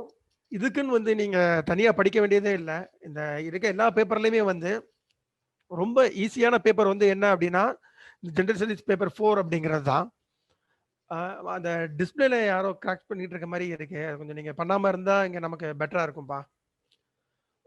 அதுல பாத்தீங்க அப்படின்னா எத்திக்ஸ், இன்டெகிரிட்டி, ஆப்டிடியூட் அப்படிங்கிற ஒரு பார்ட். இதுல வந்து உள்ளதுல என்ன செய்வோம்னா 2 டைப்பா கேட்பாங்க, case studies, concept and theory. இந்த பேப்பர்ல கொஸ்டின்ஸ் வந்து எப்படி இருக்கும் அப்படின்னா ஒரு சிச்சுவேஷன் உங்களுக்கு வந்து கொடுத்துருவாங்க. உதாரணத்துக்கு நீங்க வந்து ஒரு பெரிய கம்பெனியோட சிஇஓவா இருக்கிறீங்க, அதாவது ஓனரா இருக்கிறீங்க. நீங்க வந்து கான்ட்ராக்ட் எடுத்து நிறைய பேசிஸ்ல ஒர்க் பண்ணிட்டு இருக்கிறீங்க. உங்களோட கான்ட்ராக்டிங் பேசிஸ் எது அப்படின்னா கவர்மெண்ட்டுக்கான எலக்ட்ரானிக் டிவைசஸ் அண்ட் அவங்களுக்கான எக்யூப்மெண்ட் செஞ்சு கொடுக்குற கம்பெனியோட சிஇஓ நீங்க. உங்களுக்கு வரக்கூடிய கவர்மெண்ட் கான்ட்ராக்ட்ஸை வச்சு தான் உங்களோட கம்பெனி நீங்க ரன் பண்றீங்க. அப்படி இருக்கும் பொழுது உங்களோட வந்து டெண்டர் முடியுது, நீங்க வந்து உங்க டெண்டர் ரினியூவல் பண்ணணும். அதுக்காக நீங்க வந்து you are going to approaching the related officer in government department. ஓகேவா? அவர் என்ன பண்றாரு அப்படின்னா நம்மள்ட்ட வந்து லஞ்சம் கேட்கிறாரு. அப்படிங்கும் பொழுது நீங்க வந்து நேர்மையான மனிதர், நீங்க வந்து லஞ்சம் கொடுக்க விரும்பல, ஆனா நீங்க அந்த கான்ட்ராக்டை எடுக்கல அப்படின்னா உங்களோட ஃபேக்டரி ரன் ஆகுறதுல வந்து தடை வரும். உங்களுக்கு கீழே இருக்கக்கூடிய எம்ப்ளாயிஸ் அண்ட் தேர் ஃபேமிலிஸ் வந்து என்ன செய்யும், அஃபெக்ட் ஆகும். இந்த சிச்சுவேஷன்ல நீங்க எப்படி அந்த கான்ட்ராக்டை எடுப்பீங்க, ஒருவேளை அதுக்காக நீங்க லஞ்சம் கொடுத்தீங்க அப்படின்னா அதை நீங்க எப்படி நியாயப்படுத்துவீங்க, கொடுக்கல அப்படின்னா அதை எப்படி சரி செய்வீங்க, இந்த மாதிரி ஒரு சிச்சுவேஷன் கொஸ்டின்ஸ் தான் கொடுத்து என்ன செய்வாங்க. இந்த மாதிரி ஜெண்டர் ஸ்டடிஸ் பேப்பர் 4ல வந்து இந்த மாதிரி கொஸ்டின்ஸ் தான் கேட்பாங்க. அதே மாதிரி பாத்தீங்க அப்படின்னா வேற ஏதாவது ஒரு சிச்சுவேஷன் கொடுத்து உங்களுக்கு இது மாதிரி கொஸ்டின்ஸ் கேட்கலாம். ஓகேவா? அடுத்து ஆப்ஷனல் சப்ஜெக்ட்ஸ். இதுதான் வந்து என்ன அப்படின்னா நம்மளுடைய மார்க்கை பூஸ்டப் பண்றதுல ரொம்ப கான்ட்ரிபியூட் கொடுக்கக்கூடிய பேப்பர்ஸ் வந்து பாத்தீங்கன்னா முக்கியமா 4 இருக்கு. அதுல ஃபர்ஸ்ட் 2 இடத்துல இருக்கக்கூடியது வந்து 2 ஆப்ஷனல் பேப்பர் தான்.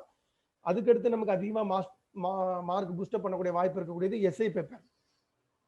அதுக்கு அடுத்து 4வதா நம்ம மார்க் ஈஸியா பூஸ்ட் பண்ணலாம் அப்படின்னா அது ஜெண்டர் ஸ்டடிஸ் பேப்பர் 4ல பண்ணலாம். இந்த ஆப்ஷனல் சப்ஜெக்ட்ஸ் என்ன அப்படின்னா நமக்கு ஃபெமிலியரா இருக்கக்கூடியதுல இருந்து ஏதாவது சூஸ் பண்ணிக்கலாம். UPSC offering the 48 optional subjects for the aspirants. அதாவது நமக்கு வந்து ஒரு 48 பாடங்களை நமக்கு கொடுத்து இதுல இருந்து ஏதாவது ஒண்ணு நீங்க சூஸ் பண்ணிக்கலாம் அப்படின்னு சொல்லி நமக்கு அந்த யூபிஎஸ்சி நமக்கு ஆஃபரிங் பண்றாங்க. பட் இந்த 48ல ஒரு குறிப்பிட்ட சப்ஜெக்ட்ஸ் இருக்கு, அது நம்ம சூஸ் பண்றதுனால நமக்கு வந்து பெனிஃபிட்ஸ் ரொம்ப அதிகம். அது என்னென்ன சப்ஜெக்ட்ஸ் அப்படிங்கறத இப்ப நான் சொல்றேன். History, geography, political science, public administration and Tamil literature. சரியா? இதுல ஏன் இது சொல்றோம் அப்படின்னா இப்போ சில பேர் இன்ஜினியரிங் பேசிஸ்ல இருப்பீங்க, ஆர்ட்ஸ் அண்ட் சயின்ஸ் படிச்சவங்க இருப்பீங்க, உங்களோட மேஜர் சப்ஜெக்ட்ஸ் கூட இதுல ஆப்ஷன்ல இருக்கலாம். ஆனா நீங்க யூனிவர்சிட்டி எக்ஸாம்ஸ் பேசிஸ்ல எக்ஸாம் எழுதுறதுக்கும் சிவில் சர்வீஸோட சிலபஸ் கீழே நீங்கள் எக்ஸாம் எழுதுறதுக்கும் உங்களோட மேஜர் சப்ஜெக்ட்ஸில் வந்து வந்து பெரிய டிஃப்ரென்ஸ் வந்து நீங்கள் பார்க்க முடியும். அதில் வந்து டிஃபிகல்ட்டி இருக்கும். அதுக்காக தான் இப்போ ஒரு 5 சப்ஜெக்ட்ஸ் நம்ம கொடுத்துருக்குறோம். History, geography, political science and public administration, Tamil literature. இந்த 5ல் ஏதாவது ஒன்று நீங்கள் சூஸ் பண்ணீங்க அப்படின்னா, முக்கியமாக முதல் 4 சப்ஜெக்ட்ஸ் நீங்கள் ஏதாவது ஒன்று சூஸ் பண்ணீங்க அப்படின்னா, அதில் உங்களுக்கு பெனிஃபிட் என்ன அப்படின்னா, இதுக்கான மெட்டீரியல்ஸ் வந்து ஈஸிலி அவைலபிளாக இருக்கும். இன்னொரு விஷயம், இந்த history, geography, political science and public administration அப்படிங்கிறது வந்து மொத்த சிவில் சர்வீஸ் எக்ஸாம்ஸோட ஓவரால் மார்க்கை நம்ம 100% கன்சிடர் பண்ணிக்கிட்டோம் அப்படின்னா, நியர்லி மோர் தென் 50% வந்து இந்த சப்ஜெக்ட்ஸ் தான் வந்து கவர் பண்ணோம். ஜெண்டர் ஸ்டடீஸ்லேயே நம்ம ஜெண்டர் ஸ்டடீஸ்லேயே பார்த்துருப்போம். ஹிஸ்ட்ரி இருக்கு, ஜியாகிரஃபி இருந்துச்சு, பொலிட்டிக்கல் சயின்ஸ் அதாவது இந்தியன் கான்ஸ்டியூஷன் இருந்துச்சு, பப்ளிக் அட்மினிஸ்ட்ரேஷன் அதாவது கவர்னன்ஸ், இந்த இன்டர்நேஷனல் ரிலேஷன்லாம் வந்து இந்த பப்ளிக் அட்மினிஸ்ட்ரேஷன் வந்துடும். அதனால இந்த சப்ஜெக்ட்ல ஏதாவது ஒரு சப்ஜெக்ட் நீங்க சூஸ் பண்ணிக்கிட்டீங்க அப்படின்னா, உங்களுக்கு வந்து அந்த மெயின் பேப்பரை கிளியர் பண்றதுல ஈஸியா அதிகமான ஸ்கோர் பண்றதுக்கும் வந்து உங்களுக்கு ஒரு ஈஸியான வழிமுறையா இருக்கும். ஓகேவா? இப்போ இந்த யூபிஎஸ்சி ப்ரிப்பேர் பண்றதுல நம்ம ஃபேஸ் பண்ணக்கூடிய ப்ராப்ளம்ஸ் என்ன அதிகமாக நம்ம ஸ்டூடெண்ட்ஸ் ஃபேஸ் பண்ணுவோம் அப்படின்னா,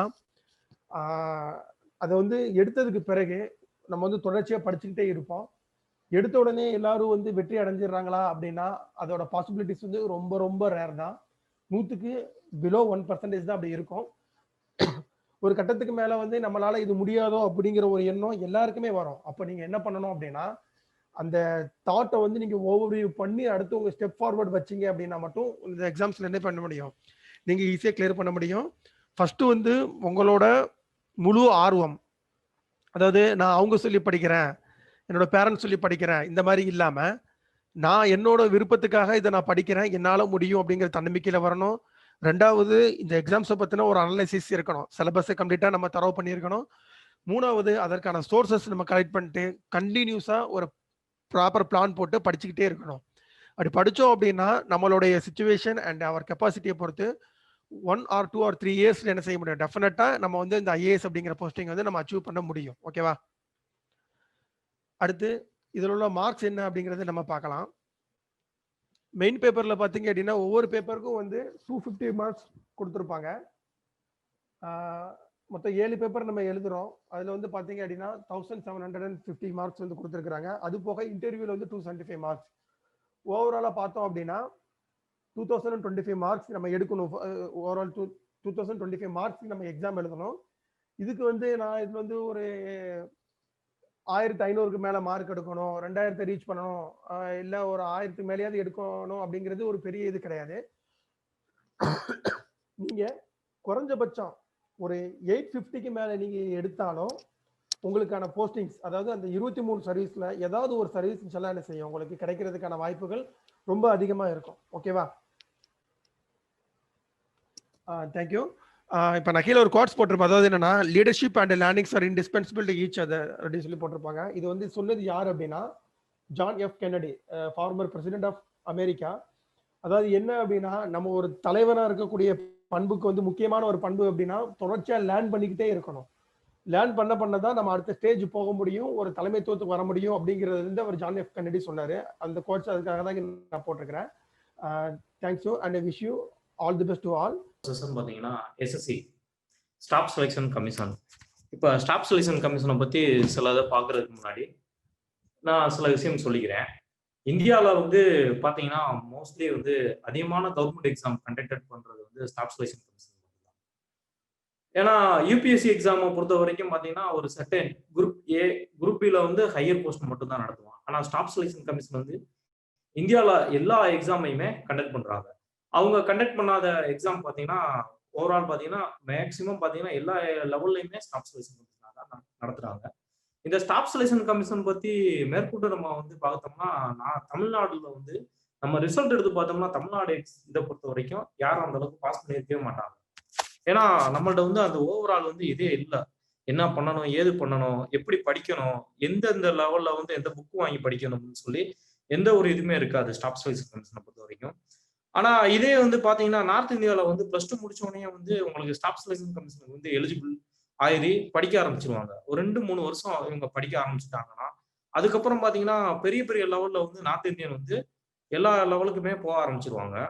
இன்னொன்னு பாத்தீங்கன்னா நார்த் இந்தியன்ஸ் வந்து என்ன பண்றாங்கன்னா காலேஜ் டிகிரிஸ் ஃபுல்லா கரஸ்ல தான் போட்டுக்கிறாங்க நிறைய. இந்த பீகார், உத்தரப்பிரதேஷ் ரீஜன் இந்த மாதிரி ஏரியால வந்து நார்த் இந்தியன்ஸ் வந்து அதிகமா வந்து ஸ்டாஃப் செலெக்ஷன் கமிஷனுக்கு உள்ள வராங்க. காரணம் என்னன்னா அவங்க +2 முடிச்சோடனே ட்ரை பண்ண ஆரம்பிச்சிடறாங்க. நம்ம என்ன பண்றோம்னா பிஎஸ்சி முடிச்சு, எம்எஸ்சி முடிச்சு, எம்ஃபில் முடிக்கிறப்போ நம்மளுக்கு வயசு 23, 24 ஆயிருது. அதுக்கப்புறம் நம்ம வந்து எக்ஸாமுக்கு பாஸ் பண்ணி வர்றதுக்குள்ள நம்மளுக்கு டைம் வந்து முடிஞ்சிருது. அங்க நம்ம ஜாபுக்கு போக வேண்டிய ஒரு கஷ்டத்துக்கு வந்துடுறோம். அதனால ஸ்டாஃப் செலெக்ஷன் கமிஷனை வந்து நம்ம ஈஸியா வந்து கிளியர் பண்ண முடியாம போயிருது. இப்ப ஸ்டாஃப் செலெக்ஷன் கமிஷனை பத்தி ஃபர்ஸ்ட் வந்து பேசிக் இன்ட்ரோ நான் கொடுத்துறேன். அதுக்கு முன்னாடி சிலதை வந்து இது பண்றேன்.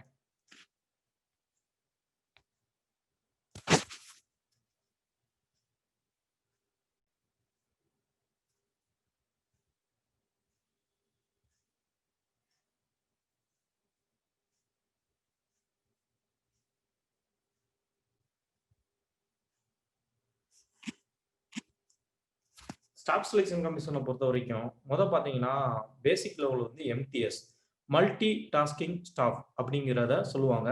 இதுக்கு குவாலிஃபிகேஷன் பாத்தீங்கன்னா 10th மட்டும்தான். இந்த குவாலிஃபிகேஷனுக்கு 10th மட்டும்தான் வச்சு இப்ப எக்ஸாம் நடத்திக்கிட்டு இருக்காங்க. இதுக்கு வந்து பாத்தீங்கன்னா எக்ஸாம் வந்து 10th முடிச்சிருந்தா நம்ம எழுதிக்கலாம்.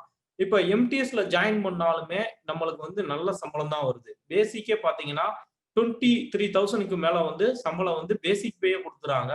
இதே தமிழ்நாடு கவர்மெண்ட்ல வந்து சேலரி வந்து ரொம்ப கம்மி. இப்ப எம்டிஎஸ் பொறுத்த வரைக்கும் பாத்தீங்கன்னா சொல்லுவாங்க, நிறைய பேர் வந்து என்ன சொல்லுவாங்கன்னா இங்க உள்ள ஜூனியர் அசிஸ்டன்ட் லெவல தான் எம்டிஎஸ் வந்து சென்ட்ரல் கவர்மெண்ட்ல வந்து ட்ரீட் பண்றாங்க. ஃபர்ஸ்ட் நாங்க ஸ்டார்டிங்ல நினைக்கிறப்போ எம்டிஎஸ் போஸ்டிங் என்ன நினைச்சோம்னா ஒரு சாதாரண பியூன் எக்ஸாம் வேலை அப்படி இப்படின்னு நினைச்சோம். அந்த மாதிரி கிடையாது எம்டிஎஸ். எம்டிஎஸ் பொறுத்த வரைக்குமே உங்களுக்கு வந்து ஜூனியர் அசிஸ்டன்ட் தான். எம்டிஎஸ் பொறுத்த வரைக்கும் டயர் 1, டயர் 2. டயர் 1 பொறுத்த வரைக்கும் பாத்தீங்கன்னா general knowledge, general arithmetic, general English, general reasoning, இந்த 4 தான். மொத்தமே பாத்தீங்கன்னா 100 கொஸ்டின்ஸ் வரும். இந்த 100 கொஸ்டின்ஸ்க்கு வந்து உங்களுக்கு 90 மினிட்ஸ் வந்து கொடுக்குறாங்க. இது 1 hour கொடுக்குறாங்க. இந்த இதுல 1 hourல வந்து நீங்க கிளியர் பண்ணணும். அப்படிங்கிறப்ப இந்த எக்ஸாமுக்கு கரெக்டா நீங்க வந்து படிக்கணும். நிறைய வந்து பாத்தீங்கன்னா மேக்ஸை பொறுத்த வரைக்கும் நம்ம வந்து நார்த் இந்தியன்ஸோட இது பண்றோம். நம்ம வந்து என்ன பண்றோம்னா மேக்ஸ் வந்து நார்த் இந்தியன்ஸ் வந்து RS அகர்வால் புக்கு படிக்க மாட்டாங்க. நம்ம மட்டும்தான் RS அகர்வால் புக்கை வந்து படிச்சு பார்ப்போம். அதுல வந்து பேசிக் செம்மையா தப்பா இருக்கனால நம்ம என்ன பண்ணிடுறோம்னா பேசிக்கே வந்து நம்மளுக்கு ஒன்றும் புரியாது. அதனால என்ன பண்றோம்னா RS அகர்வால் புக்கை விட்டு நம்ம விலகி போயிடுறோம். அதனால நம்மளால அரித்மெட்டிக் வந்து நம்மளால கிளியர் பண்ண முடிய மாட்டுது. இதை பொறுத்த வரைக்கும் எஸ்எஸ்சி பொறுத்த வரைக்கும் பேசிக்கா வந்து நம்மளுக்கு என்ன வேணும்னா மேத்தமெட்டிக்ஸ், ஆப்டிடியூட் வேணும், அப்புறம் இங்கிலீஷ் வேணும், ஜெனரல் இங்கிலீஷ் வேணும். ஆனா இதுல வந்து நம்மளுக்கு வந்து ஜெனரல் இங்கிலீஷ்லயுமே நம்ம வந்து அந்த அளவுக்கு ஸ்கோர் பண்ண மாட்டோம். இங்கிலீஷ் வந்து நம்மளுக்கு டஃப் அப்படின்னு நினைச்சிட்டு போயிடுறோம்.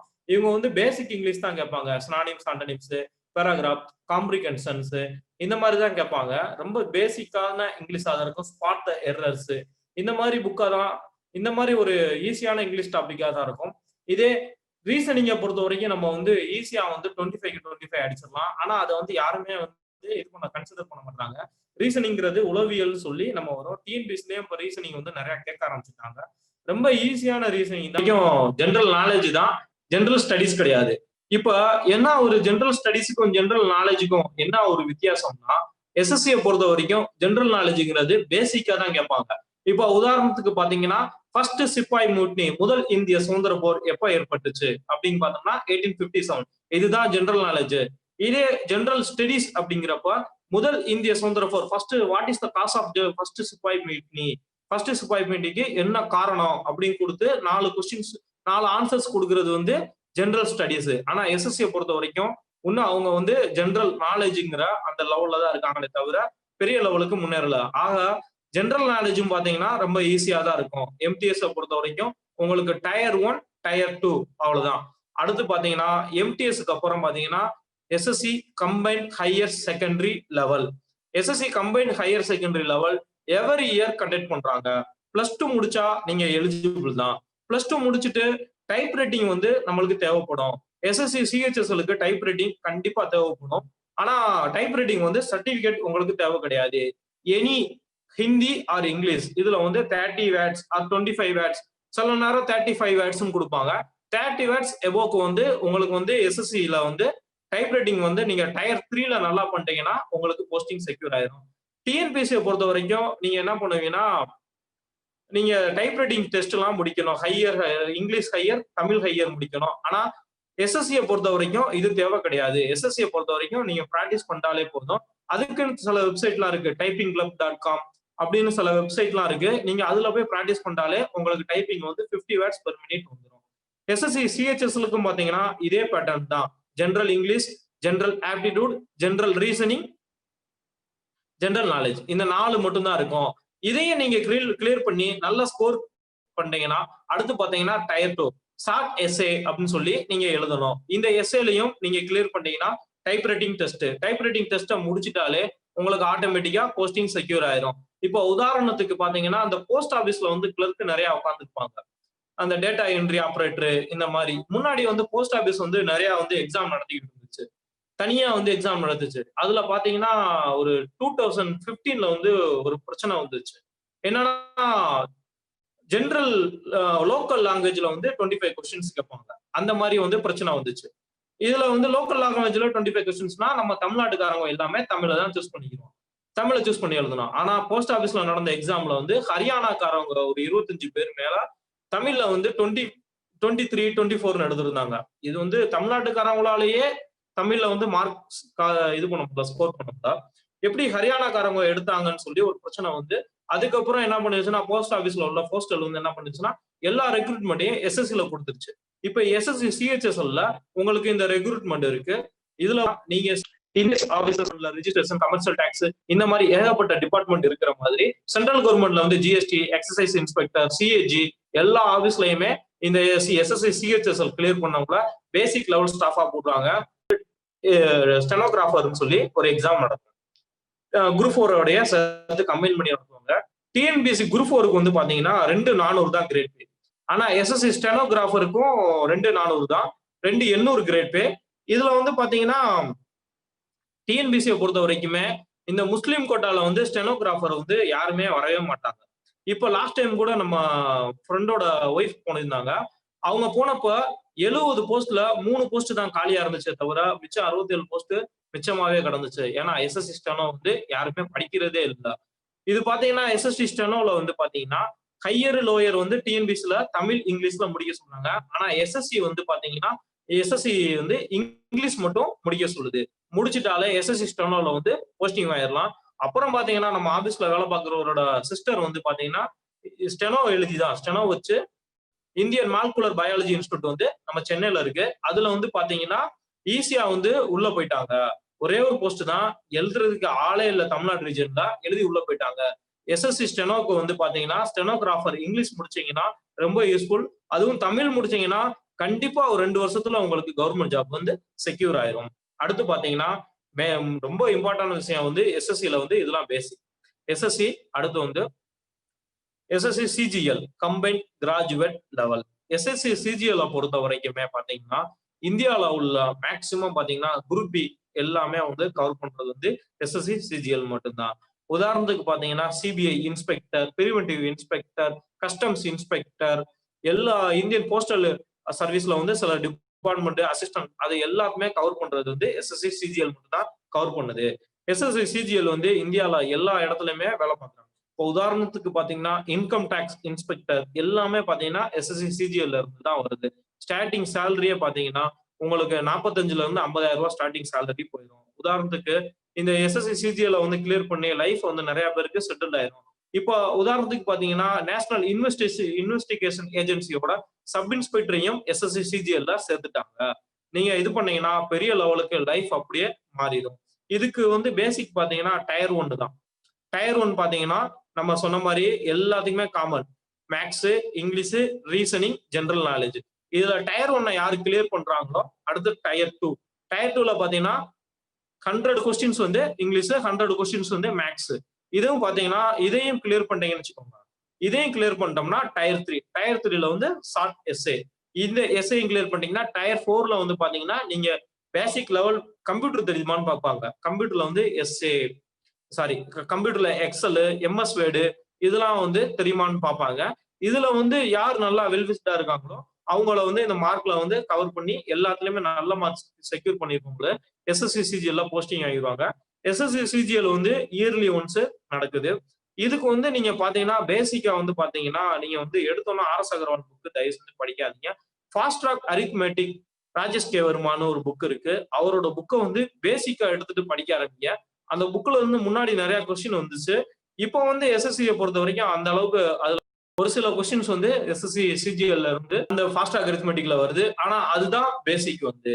அதுக்கப்புறம் பாத்தீங்கன்னா எஸ்எஸ்சி சிஜிஎல் ஈஸியா கிளியர் பண்றதுக்கு பழைய ஓல்டு கொஸ்டின் பேப்பர்ஸ் எல்லாம் இருக்கும். அந்த ஓல்டு கொஸ்டின் பேப்பர்ஸ் எல்லாம் எடுத்து நீங்க படிக்க ஆரம்பிச்சிட்டாலே எஸ்எஸ்சி சிஜிஎல் வந்து ஈஸியா வந்து சால்வ் பண்ண ஆரம்பிச்சிடலாம்.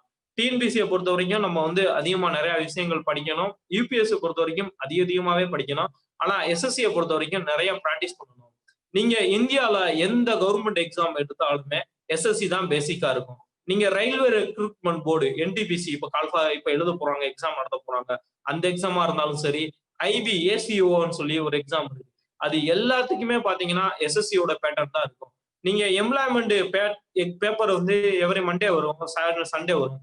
அந்த பேப்பரை எடுத்து நீங்க வந்து நிறைய ரெக்ரூட்மெண்ட் வரும். அதுல வந்து சிலபஸ் பார்த்து நீங்க வந்து எக்ஸாம் பேட்டர்ன் பாத்தீங்கன்னா English, maths, reasoning, general knowledge, இதுதான் எல்லா எக்ஸாமுக்கும் பேட்டர்னா இருக்கு.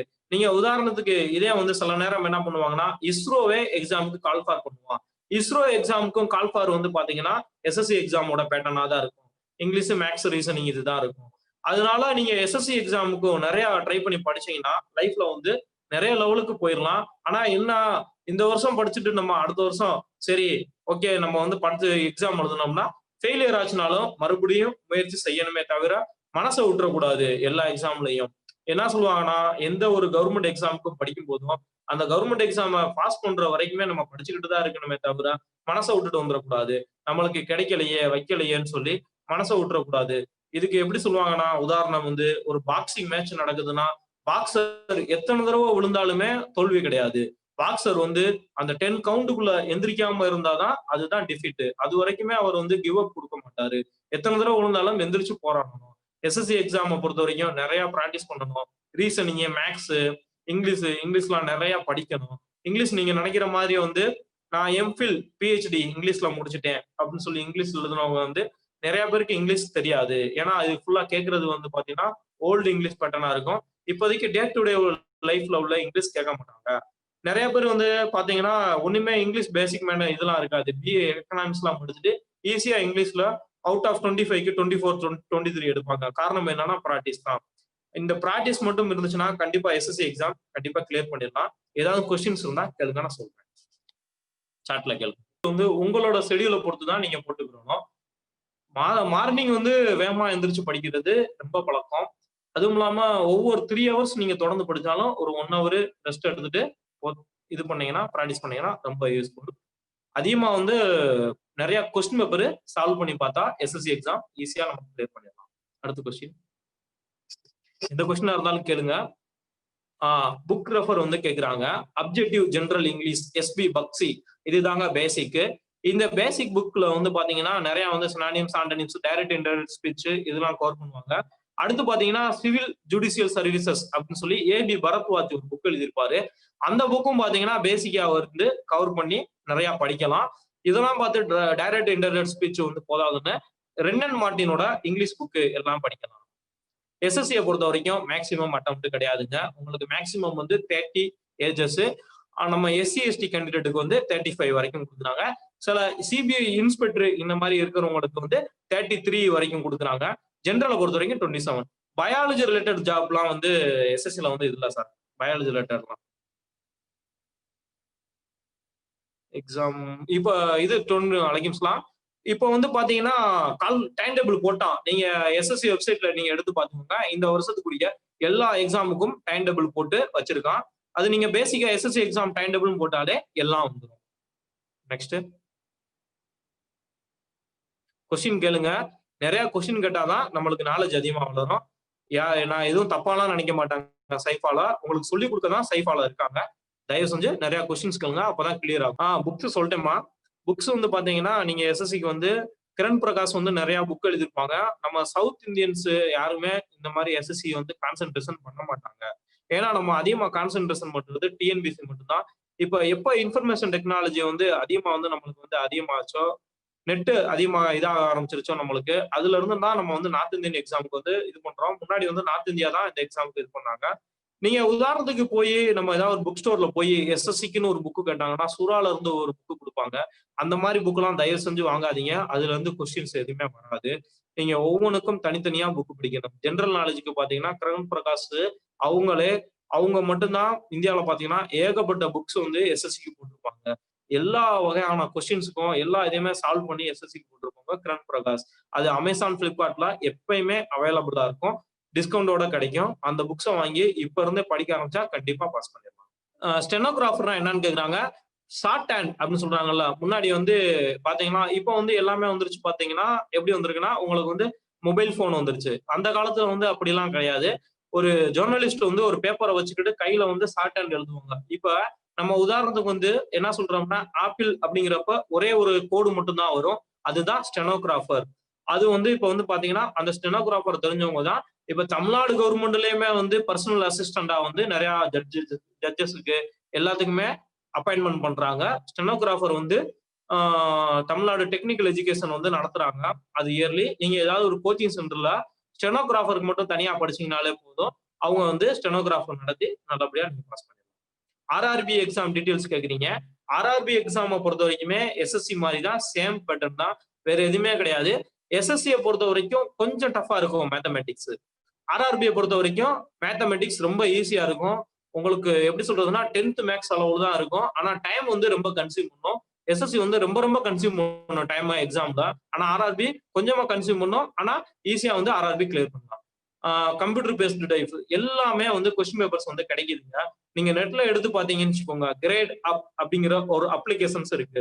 அவங்க வந்து எல்லா விதமான கொஸ்டின் பேப்பர்ஸையுமே வந்து இந்த எஸ்எஸ்சி சம்பந்தமா வந்து போடுறாங்க. இந்த எஸ்எஸ்சிக்கு வந்து நீங்க படிங்க. சைஃபால வந்து இதுக்கு சம்பந்தமா வந்து கிளாஸஸ் வந்து நடத்துவாங்க. நீங்க வந்து வித்தவுட் கைடன்ஸ் வந்து வித்தவுட் ப்ராப்பர் டீச்சிங் வந்து எதுவுமே பண்ண முடியாது. நீங்க இதெல்லாம் தெரிஞ்சுக்கிறதுக்கு தான் இந்த சைஃபாங்கிறது. வேற கொஸ்டின்ஸ் இருக்கா? எல்லா கொஸ்டின்ஸ்க்கும் கேளுங்க, பதில் சொல்றேன்.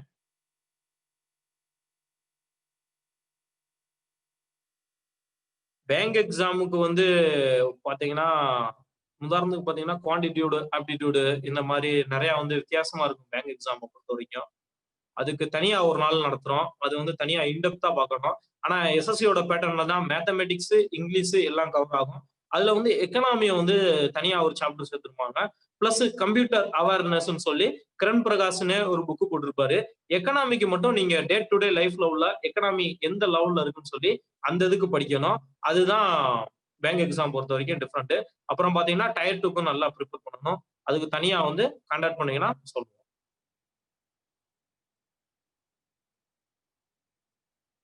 மார்க் அடிப்படையில் மட்டும்தான் அந்த போஸ்டிங் முடியுமா? லைக் ஆமாங்க.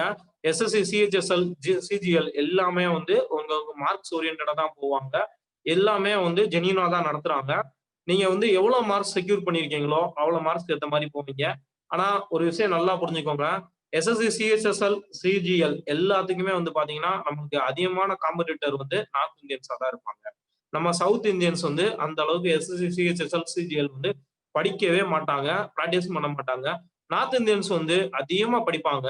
நம்ம வந்து ஒரு கொஸ்டின் பேப்பரை எடுத்து நம்ம சால்வ் பண்ணி முடிக்கிறதுக்குள்ள நார்த் இந்தியன்ஸ் வந்து அந்த கொஸ்டின் பேப்பர்ஸ்க்குலாம் ஆன்சர் சொல்லுவாங்க.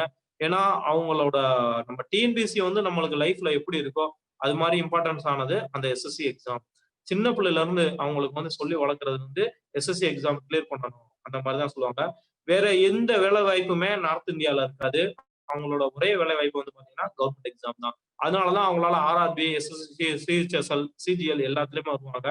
நம்மளை பொறுத்த வரைக்குமே நம்மளுக்கு நிறைய வேலை வாய்ப்புகள் இங்க இருக்கும். மெடிக்கல் ரிப்ல இருக்கும், சேல்ஸ் எக்ஸிக்யூட்டிவ் இருக்கும். எல்லாமே வந்து நம்ம கவர்மெண்ட்டை தவிர மற்ற அன்ஆர்கனைஸ் செக்டார்ல போனாலும் நம்ம லெவலுக்கு நல்ல லெவலுக்கு வந்துடலாம். ஆனா நார்த் இந்தியன்ஸை பொறுத்த வரைக்கும் அந்த லெவலுக்கு கிடையாது. அதனாலதான் மற்ற எக்ஸாமுக்கு எல்லாமே கான்சன்ட்ரேஷன் பண்ணுவாங்க. இன்னொரு பிளஸ் பாயிண்ட் அவங்களுக்கு பாத்தீங்கன்னா அவங்களுக்கு வந்து பேசிக்கா வந்து ஹிந்தி எல்லாத்துலயுமே இருக்கும். அவங்களுக்கு வந்து பாத்தீங்கன்னா ஆர்ஆர்பி, என்டிபிசி எல்லாமே வந்து இங்கிலீஷோட சேர்ந்திருக்கனால அவங்களால ஈஸியா வந்து ஹிந்தியை வச்சுக்கிட்டு ஈஸியா உள்ள போயிருவாங்க. நம்ம பேசிக்கா படிக்க வேண்டியது இங்கிலீஷ் மட்டும்தாங்க. இங்கிலீஷ் நம்மளுக்கு என்ன தெரியணும், ஏது தெரியணும்னு பார்த்தாலே ஈஸியா நம்ம பாஸ் பண்ணிடலாம். பேசிக் லெவல் இங்கிலீஷா தான் இருக்கும். ரொம்ப டஃப்பான இங்கிலீஷாலாம் இருக்காது. கொஸ்டின்ஸ் ரொம்ப பேசிக்கா தான் இருக்கும். நீங்க பிராக்டிஸ் பண்ணிக்கிட்டே இருந்தீங்கன்னா கண்டிப்பா பாஸ் பண்ணிடலாம். நெக்ஸ்ட் டைப் ரைட்டிங் வந்து மேண்டேட்டரி வந்து எப்படின்னா, டைப் ரைட்டிங் சர்டிபிகேட் வந்து மேண்டேட்டரி கிடையாது. டைப் ரைட்டிங்கை பொறுத்த வரைக்கும் நீங்க வந்து உங்களுக்கு டைப் ரைட்டிங் தெரிஞ்சா போதும். இட்ஸ் நோன் இட்ஸ் உங்களுக்கு தெரிஞ்சா போதும், சர்டிபிகேட் கிடையாது. டயர் 2 கொஸ்டின்ஸ் பேட்டர்ன் பாத்தீங்கன்னா இதுதான் குவாலிஃபைங் நேச்சர் தான். உங்களுக்கு ஒரு எஸ்ஏ கொடுத்து அந்த எஸ்ஏ வந்து எழுத சொல்லுவாங்க. மற்றபடி எஸ்எஸ்சி சிஹெச்எஸ் வந்து எம்டிஎஸும் ஒரே மாதிரி தான் இருக்கும் பேட்டர்ன்.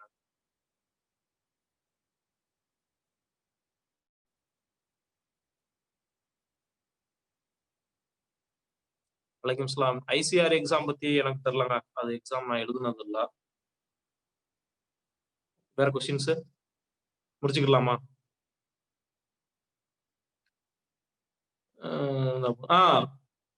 கீபோர்ட்ல ஃபாஸ்ட் டைப்பிங் ஸ்கில் இருந்தா போதுமான்னு கேக்குறாங்க. ஸ்கில் இருந்தா போதுங்க. போஸ்ட் ஆபீசல் எக்ஸாமுக்கும் எஸ்எஸ்சி எக்ஸாமுக்குமே வந்து கீபோர்டுல ஸ்கில் இருந்தா போதும். இதுக்கு வந்து டைப்பிங் கிளப் அப்படிங்கிற ஒரு .com இருக்கு. அதுல போய் நீங்க இது பண்ணிக்கலாம். இந்தியன் எக்கனாமிக் சர்வீஸ் அது வந்து யூபிஎஸ்சி எக்ஸாம் அவங்கள்ட்ட வந்து இது பண்ணிக்கோங்க, டிஸ்கஸ் பண்ணிக்கோங்க. டைப் ரைட்டிங்ல இங்கிலீஷ் படிக்கலாமா தமிழ் படிக்கலாமான்னு கேக்குறாங்க. டைப் ரைட்டிங்கை பொறுத்த வரைக்கும் நீங்க ரெண்டுமே படிக்கிறது பெஸ்ட். நீங்க ரெண்டுமே படிச்சுட்டீங்கன்னா நீங்க 50% உங்களுக்கு கவர்மெண்ட் ஜாப் வந்து உங்களுக்கு வந்து அசூரன்ஸ் கொடுக்கலாம். ஸ்டெனோவா நீங்க தனியா முடிச்சிட்டீங்கன்னா உங்களுக்கு கண்டிப்பா கவர்மெண்ட் ஜாப் வந்து கிடைச்சிடும். அதுவும் முஸ்லிம்ஸ் பிசிஎம் கோட்டாவுக்கு பிரச்சனையே இல்லை. டயர் 2 வந்து இப்போ மெரிட்டோரியஸ் தான் போடுறான். How to prepare for aptitude அது சொல்லிட்டேங்க. ஆப்டிடியூடுக்கும் ஜெனரல் ரீசனிங் வந்து பேசிக் புக் வந்து கிரண் பிரகாஷ்ல விட்டுருக்காங்க. நீங்க Kiran Prakash old question papers for SSC aptitude and reasoning போட்டாங்கனாலே 2 புக்ஸ் வந்துடும். அந்த புக்ஸ் எடுத்து நீங்க ப்ராக்டிஸ் பண்ணாலே நீங்க ஆட்டோமேட்டிக்கா இது பண்ணிடலாம். அடுத்து கொஸ்டின்ஸ் பழைய கொஸ்டின்ஸ் வந்து எஸ்எஸ்சி எவ்வளோ டிகேட்ஸா வந்து நடந்துகிட்டு இருக்கு. அந்த இதெல்லாம் எடுத்து நீங்க கொஸ்டின் பேப்பர்ஸ் சால்வ் பண்ணீங்கன்னா ரொம்ப யூஸ். எஸ்எஸ்சி பொறுத்த வரைக்கும் நம்மளுக்கு நிறைய கொஸ்டின் பேப்பர் நடக்கும். ஏன்னா ஒவ்வொரு நாளுமே 3-4 செட்டு எக்ஸாம் நடக்கும். அது மாதிரி 1 மந்த்துக்கு நடக்கும். அப்படிங்கிறப்போ நம்மளுக்கு ஏகப்பட்ட கொஸ்டின்ஸ் இருக்கும். அதுக்கு ஆன்சர் கீயும் நம்மளுக்கு இருக்கும். அதனால எஸ்எஸ்சியை பொறுத்த வரைக்கும் ஒரு 4 or 5 years கொஸ்டின் பேப்பர்ஸே நம்மளுக்கு கிளியர் பண்றதுக்கு மேக்சிமம் எஸ்எஸ்சியை பொறுத்த வரைக்கும் மேத்தமெட்டிக்ஸ்ல வந்து அதிகமா வந்து கான்சென்ட்ரேஷன் பண்ற area geometry, trigonometry, algebra, mensuration. இந்த 4 மட்டும்தான் அதிகமா கான்சென்ட்ரேஷன் பண்ணி கொஸ்டின்ஸ் வந்து அதிகமா வரும். இந்த இது வந்து பேசிக். ஏன்னா 10th வரைக்கும் உள்ள கொஸ்டின்ஸ் வந்து என்சிஆர்டி வந்து இதுதான் கவர் பண்றதுனால இதுல இருந்து தான் அதிகமா கொஸ்டின்ஸ் கேட்பாங்க. அதனால எஸ்எஸ்சி வந்து இந்த 4 சாப்டர் வந்து அதிகமா படிச்சுக்கோங்க. வேற கொஸ்டின்ஸா?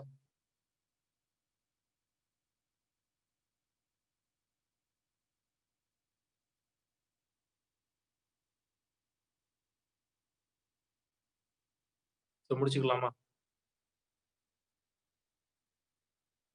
சரியா பார்ப்போம். அடுத்த செஷன்ல வந்து வாய்ப்பு கொடுத்த சைஃபா அனைவருக்கும் எல்லாருக்குமே நன்றி. நீங்க நல்லபடியா என்ட்ரன்ஸ் எழுதுங்க. என்ட்ரன்ஸ் எழுதி நல்ல மார்க் செக்யூர் பண்ணுங்க. அஸ்ஸலாமு அலைக்கும். என்னென்ன எக்ஸாம்ஸ் இருக்குன்னு பார்ப்போம். Group 1 and group 2, group 2A, அப்புறம் குரூப் 3 வந்து எக்ஸாம் வந்து இப்ப கண்டக்ட் பண்ண போறதா வந்து இந்த ஆனுவல் பிளான் சொல்லியிருக்காங்க. அடுத்து இருக்கக்கூடிய குரூப் 4. ஸோ வந்து ஃபர்ஸ்ட் நம்ம குரூப் 1 பார்ப்போம். குரூப் 1 பாத்தீங்கன்னா மொத்தம் வந்து 3 ஸ்டேஜா நடக்கும். குரூப் 1 வந்து 3 ஸ்டேஜா நடக்கும். ஃபர்ஸ்ட் ஸ்டேஜ் நமக்கு பிலிமினரி எக்ஸாம் வந்து நடக்கும். அடுத்து வந்து மெயின்ஸ் பிலிமினரி யாரெல்லாம் பாஸ் பண்றாங்களோ இதுவரை 1:50 எடுத்துட்டு இருந்தாங்க. இந்த நோட்டிபிகேஷன்ல பாத்தீங்கன்னா 1:20 தானே கொடுத்துருக்காங்க. நம்ம வந்து அடுத்து நம்ம மெயின்ஸ் எழுதுவோம். மெயின்ஸ் கிளியர் பண்ணவங்க அடுத்து வந்து நம்ம ஃபர்ஸ்ட் பிலிமினரி கொஸ்டின் எப்படின்னு பாத்தீங்கன்னா 175 வந்து ஜிஎஸ். இதுல என்னென்ன வரும்னா history, geography, polity, economy, environment and current affairs இது எல்லாமே வந்து இருக்கும். அடுத்து பாத்தீங்கன்னா மேக்ஸ் மிச்சம் இருக்கிற வந்து 25 வந்து ஆப்டிடியூட் அண்ட் ரீசனிங்ஸ் இருக்கும்.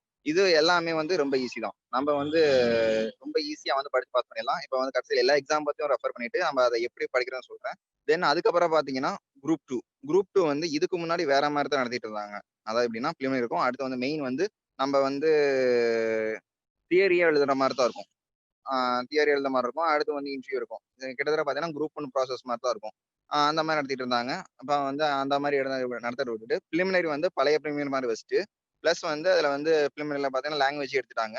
அந்த பிலிமினரி எடுத்துட்டு லாங்குவேஜ் மட்டும் எடுத்துட்டு ஜிஎஸ் பார்ட் மட்டும் வச்சிருக்காங்க. ஸோ நம்ம அதை எழுதி முடிச்சதுக்கு அப்புறம் இப்போ வந்து பாத்தீங்கன்னா ப்ரீசஸ் ரைட்டிங், ஹின்ஸ் டெவலப்மெண்ட், அந்த மாதிரி லாங்குவேஜ்ல இருந்து ஒரு லாங்குவேஜ் மாத்துறது, லெட்டர் ரைட்டிங், திருக்குறள் வந்து எஸ்ஐ எழுதுறது. ஸோ இந்த மாதிரி எல்லாம் வச்சிருக்காங்க நமக்கு. ஸோ அடுத்து பார்த்தோம்னா வந்து குரூப் 2A வந்து முதல்ல நம்ம பழைய குரூப் 4 மாதிரி தான் இருந்தது. பாத்தீங்கன்னா குரூப் 4 வந்து டைரக்டா போய் நம்ம வந்து ஆப்டிடியூட் டைப் எழுதுவோம். தென் அதுக்கப்புறம் பார்த்தா நமக்கு வந்து டைரக்டா வந்து போஸ்ட் போட்டுருவாங்க. அந்த மாதிரி தான் இருந்தது. ஆனா இப்ப வந்து குரூப் 2வையும் குரூப் 2 மெர்ஜ் பண்ற சொல்லிருக்காங்க. அது எப்படின்னு தெரியல. அது நோட்டிபிகேஷன் வந்த அப்புறம் தான் நமக்கு தெரியும். அப்புறம் பார்த்தா குரூப் 4. தமிழ்நாட்டுல இருக்கிற பெரும்பாலானோர் எழுதக்கூடிய எக்ஸாம் இந்த குரூப் 4. இதுக்கு வந்து பார்த்தோம்னா 100 வந்து லாங்குவேஜ் இருக்கும். இங்கிலீஷ் இருக்கும். இல்லாட்டி தமிழ். ஏதோ ஒண்ணு நம்ம சூஸ் பண்ணி எழுதிக்கலாம். பிளஸ் அது கூட பார்த்தோம்னா நமக்கு வந்து அது கூட வந்து 75 ஜிஎஸ் பிளஸ் வந்து 25 வந்து நமக்கு ஆப்டிடியூட் ரீசனிங்ஸ் இருக்கும். ஸோ இதை வந்து எப்படி படிக்கிறது? ஸோ நிறைய பேருக்கு தெரிய மாட்டேங்குது. எல்லாம் வந்து எழுதுறாங்க, 5-6 தடவை எக்ஸாம்ஸ் எழுதுறாங்க. பட் ஆனா வந்து எல்லாருனாலையும் கிளியர் பண்ண முடியறல. ஸோ ரீசனிங் என்னன்னா எப்படி படிக்கிறது அப்படிங்கிற அந்த மெத்தடு ஸ்ட்ராட்டஜி யாருக்கும் தெரிய மாட்டேங்குது. ஃபர்ஸ்ட் நம்ம எடுத்தோம்னா குரூப் 1. குரூப் 1 பொறுத்த அளவுக்கு அது பெரிய level exam. For example deputy collector, DSP. So அந்த லெவல்ல நடக்கிற எக்ஸாம் வந்து ஃபர்ஸ்ட் பிலிமினரி ஃபோக்கஸ் பண்ணும். பிலிமினரி வந்து நமக்கு வந்து எல்லாமே குரூப் 2வா இருக்கட்டும், குரூப் 1ஆ இருக்கட்டும், பிளஸ் வந்து நம்ம குரூப் 4ஆ இருக்கட்டும், எல்லாத்துக்குமே வந்து பிலிமினரி சேம். படிக்கக்கூடிய வந்து சோர்ஸ் என்னன்னு பார்த்தா 6ல இருந்து தான் நம்ம கம்ப்ளீட் பண்ணணும் அவசியம் இல்ல. அதுல நம்ம ஒரு ஒரு சில இதை விட்டுறலாம். ஸோ அது என்னன்னு சொல்றேன். ஃபர்ஸ்ட் நம்ம வந்து ஃபோக்கஸ் பண்ண வேண்டியது இந்த கரண்ட் அஃபேர்ஸ். கரண்ட் அஃபேர்ஸ் வந்து எல்லாரும் வந்து நியூஸ் பேப்பர் ஃபுல்லா படிக்கணும் அப்படி இப்படின்னு சொல்லுவாங்க. அதெல்லாம் தேவையில்லை. அவன் கேட்கறது 2 விஷயம் தான். ஒண்ணு எங்க நடந்தது, யார் நடத்தினா. Maximum of current affairs question இதுதான் இருக்கும். ஒரு கொஸ்டின் எடுத்து பார்த்தோன்னா அந்த ஒரு ஒரு இந்த ஷாங்காய் ஒத்துழைப்பு மாநாடு அப்படின்றது தான். அது எங்க நடந்தது அந்த மாதிரி விஷயம் இருக்கும். யார் நடத்தினா. ஸோ அந்த who and where maximum of current affairs இதா இருக்கும். அப்புறம் டேட் மேக்ஸிமம் நிறைய இடத்துல கொஸ்டின் கேட்பாங்க. டேட் எப்ப நடந்தது, என்ன நடந்தது. ஸோ நியூஸ் பேப்பர் படிக்கும் போதோ இல்லாட்டி வந்து நிறைய வந்து யூடியூப்லயே நிறைய கிடைக்கும். ஒரு மந்த்லி கரண்ட் அஃபேர்ஸ் டவுன்லோட் பண்ணிக்கலாம். அது எதில் பார்த்தாலும் நம்ம வளவலன்னு படிச்சுட்டு இருப்போம். அதெல்லாம் தேவையில்லை. ஒன்லி நம்ம ஃபோக்கஸ் பண்ண வேண்டியது யார் நடத்தினா, எங்க நடத்தினாங்க. ஸோ அப்புறம் டேட், டைம். இதைத்தான் வந்து நம்ம பார்க்கணும். அடுத்து வந்து கரண்ட் அஃபேர்ஸ் முடிஞ்சது. அடுத்து ஹிஸ்டரி. ஹிஸ்டரி வந்து நம்ம படிக்க வேண்டியது 6th இருந்து 12th வரையும் எல்லாத்தையும் கம்ப்ளீட்டா படிக்கணும். அதாவது என்னன்னா வந்து இப்ப வந்து ஒவ்வொன்றும் ஓமிட் பண்ணியிருப்பாங்க. இந்த ஸ்டோன் ஏஜ், அந்த கற்காலம், பழைய கற்காலம் அதெல்லாம் வந்து நம்ம யூபிஎஸ்சியில படிப்போம். ஆனா வந்து நம்ம டிஎன்பி சிலபஸ் எதுல ஆரம்பிச்சிருப்பாங்கன்னு பாத்தீங்கன்னா அந்த சிந்து சமவெளி நாகரிகம் அதுல இருந்து நம்ம ஸ்டார்ட் பண்ணிருப்பாங்க. ஸோ அதை படிச்சா போதும். நம்ம வந்து அந்த பழைய அந்த இதெல்லாம் ஒமிட் பண்ணிடலாம். எல்லாரும் ஃபுல்லா படிக்கணும் அப்படின்னு இருப்பாங்க. 6th புக்லயே இருக்கும். 6th புக்லயே நமக்கு ஸ்டார்ட் ஆகும். அந்த பழைய கற்காலம் அது இருக்கும். அதே மாதிரி 11th புக்லயும் அதே இருக்கும். அந்த பழைய கற்காலம், புதிய கற்காலம். ஸோ அதெல்லாம் நம்ம ஒமிட் பண்ணிடலாம். ஏன்னா வந்து சிலபஸ்ல இல்ல. சிலபஸ்ல என்ன இருக்கோ அதைத்தான் அவன் கொஸ்டின் கேட்பான். ஸோ அதை நம்ம விட்டலாம். அடுத்து நம்ம அந்த ஹிஸ்டரி பாக்குறோம். அடுத்து பார்த்தா நம்ம மகாஜன பதம், அந்த சமண சமயம், புத்த சமயம் அதெல்லாம் பாத்தீங்கன்னா நமக்கு வந்து அங்க வந்து டிஎன்பிஎஸ்சி யூபிஎஸ்சில இருக்கும். ஆனா டிஎன்பிஎஸ்சி சிலபஸ்ல அதுல இருக்காது. டைரக்டா என்ன பண்ணுவான், சிந்து சமவெளி நாகரிகம் முடிச்சா நாங்க குப்தா பீரியட் போவோம். ஸோ அதே மாதிரி நம்ம சிந்து சமவெளி நாகரிகம் படிக்கிறோம். படிச்சு மிச்சம் இடையில இருக்கிற இந்த சமண சமயம், புத்த சமயம் இதெல்லாம் வந்து உண்மை பண்ணல. எல்லாம் படிச்சு நம்ம டைம் வேஸ்ட் பண்ண அவசியம் இல்லை. இது யாருக்கு சொல்றேன், டிஎன்பிஎஸ்சி மட்டும் படிக்கிறவங்களுக்கு. நீங்க யூபிஎஸ்சி படிக்கிறவங்க, மத்த எக்ஸாம் படிக்கிறவங்களா இருந்தா அதையும் சேர்த்து தான் படிச்சாகணும். இந்த டிஎன்பிஎஸ்சி பொறுத்த அளவுக்கு இது சிந்து சமவெளி நாகரிகம் படிச்சுட்டு அடுத்து நம்ம டேரக்டா குப்தா போடலாம். அடுத்து குப்தர்கள், அடுத்து வந்து டெல்லி சுல்தான், அடுத்து வந்து முகலாயர்கள், அடுத்து வந்து தென்னிந்திய வரலாறு. இதெல்லாம் வந்து இவ்வளவுதான் சிலபஸ் டைட்டில் இருக்கும். அந்த சிலபஸ் டைட்டில் எங்கெங்கெல்லாம் வந்து நம்ம ஸ்கூல் புக்ல இருக்கோ 6th இருந்து 12th வரை இருக்கிற அரசு புத்தகங்கள் எங்கெங்கெல்லாம் ஹிஸ்டரி புக்ல எங்கெங்கெல்லாம் இந்த டைட்டில்ல நமக்கு யூனிட் இருக்கோ அதை மட்டும் படிச்சா போதும். நிறைய வந்து இடையில வெளிநாட்டு ஹிஸ்டரி நிறைய கொடுத்துருப்பாங்க. World war, second world war, and third world war, அந்த மாதிரி சைனா, இந்த மாதிரி வேர்ல்டு லெவல்ல இருக்கிற அந்த ஹிஸ்டரி எல்லாம் கொடுத்துருப்பான். அதெல்லாம் நமக்கு ஒமிட் பண்ணிடலாம். அதெல்லாம் தேவையில்லை. ஸோ இதெல்லாம் கழிச்சு பார்க்கும்போது நமக்கு வந்து ரொம்ப கொஞ்சமா தான் இருக்கும் ஹிஸ்டரி. அந்த ஹிஸ்டரி வந்து கிட்டத்தட்ட ஒரு 10ல இருந்து 15-20 கொஸ்டின் கிட்ட நமக்கு ஹிஸ்டரியில இருந்து கேட்க போறாங்க. அடுத்து அடுத்த வர Indian national movement. Indian national தனியா வந்து பார்ட் பிரிச்சு கொடுத்துருப்பாங்க. ஆனா அது நமக்கு ஹிஸ்டரியில தான் மென்ஷன் பண்ணி படிப்போம். அதே மாதிரி பிரிட்டிஷ் வர்றது, அங்க இருக்கிற மைசூர் வார், அதுக்கப்புறம் வந்து இந்த நமக்கு எதிராக இயர்லி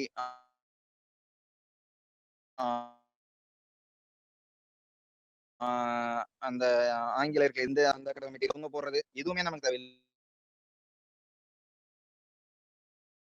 நம்ம ஸ்கூல் புக்ல இருந்து எல்லாத்தையும் வந்து கவர் பண்ணி எடுத்தாலே போதும். அடுத்து வந்து ஹிஸ்டரி எடுத்து நம்ம படிக்க போற ஜியோகிராஃபி எப்படி படிக்கணும்னா நம்ம வந்து அது நம்ம மெயின்ஸ் எழுதுறதுக்கு யூஸ் ஆகும். அப்படின்னா அந்த ஜியோகிராஃபியில 6th இருந்து 12th வரைக்கும் இருக்கிற ஸ்டாட்டிஸ்டிக்ஸ் நம்ம படிச்சாலே மேக்ஸிமம் எனக்கு அதுலயும் பாத்தீங்கன்னா இதுலயும் ஓமிட் பண்ண வேண்டிய நமக்கு நிறைய பாட்டு இருக்கு. இப்ப பாத்தீங்கன்னா இந்தியாவின் அமைவிடம் அதுல இருந்தா ஸ்டார்டே பண்ணுவோம். ஆனா வந்து நமக்கு ஸ்கூல் புக் லிஸ்ட் நம்ம பார்க்கும்போது இந்திய பெருங்கடல்கள், எரிமலைகள், ஸோ இந்த மாதிரி டெக்டானிக் மூவ்மெண்ட்ஸ், அந்த பாஞ்சியா கண்டம், அந்த இதெல்லாம் அது அது சம்பந்தமான விஷயங்கள் எதுவுமே நமக்கு வந்து டிஎன்பிஎஸ்சியில் கேட்க போறது கிடையாது. நீங்க எந்த கொஸ்டின் வேணா எடுத்து பாருங்க, அந்த பத்தி கொஸ்டினே இருக்காது. ஸோ நம்ம படிக்க வர இந்தியாவை பத்தி, தமிழ்நாட்டை பத்தி எங்கெங்க ஸ்டார்ட் ஆகுது அதை படிச்சாலே போதும். இந்த பெருங்கடல், இந்த மாதிரி எரிமலைகள், இந்த மாதிரி சிலபஸ்லாம் நமக்கு வந்து டிஎன்பிஎஸ்சி அந்த ஹிஸ்டரி ஜியோகிராஃபியோட கனெக்ட் பண்ணியிருப்பாங்க. ஸோ அதெல்லாம் நம்ம வந்து ஒமிட் பண்ணிடலாம். அடுத்து வந்து நம்ம எக்கானமி வந்து 10th வரைக்கும் பாத்தீங்கன்னா ரொம்ப கம்மியா தான் இருக்கும். ரொம்ப வந்து கொஞ்சம் கொஞ்சமா தான் கொடுத்துருப்பாங்க. ஸோ அதை மட்டும் நம்ம வந்து பார்த்தாலே போதும். +1 +2ல இருக்கிற மெயினானது இந்த சிலபஸ்ல என்ன இருக்கோ, சிலபஸ்ல ஒவ்வொன்று எடுத்து பாருங்க. ஜிஎஸ்டி இருக்கும், சிலபஸ்ல 5ஆம் திருத்த திட்டம், அதெல்லாம் வந்து நம்ம சிலபஸ்ல கொடுத்துருப்பாங்க. நம்ம சிலபஸ்ல என்ன வேர்டு இருக்கோ அந்த வேர்டு எந்த யூனிட்ல இருக்கு. +1 +2 புக்ல நிறைய வந்து வளவலன்னு இருக்கும். ஸோ நமக்கு எல்லாத்தையும் படிக்கணும் அவசியம் இல்லை. அந்த சிலபஸ்ல என்ன வேர்டு இருக்கோ அதை நம்ம வந்து அங்க வந்து பார்க்கணும்.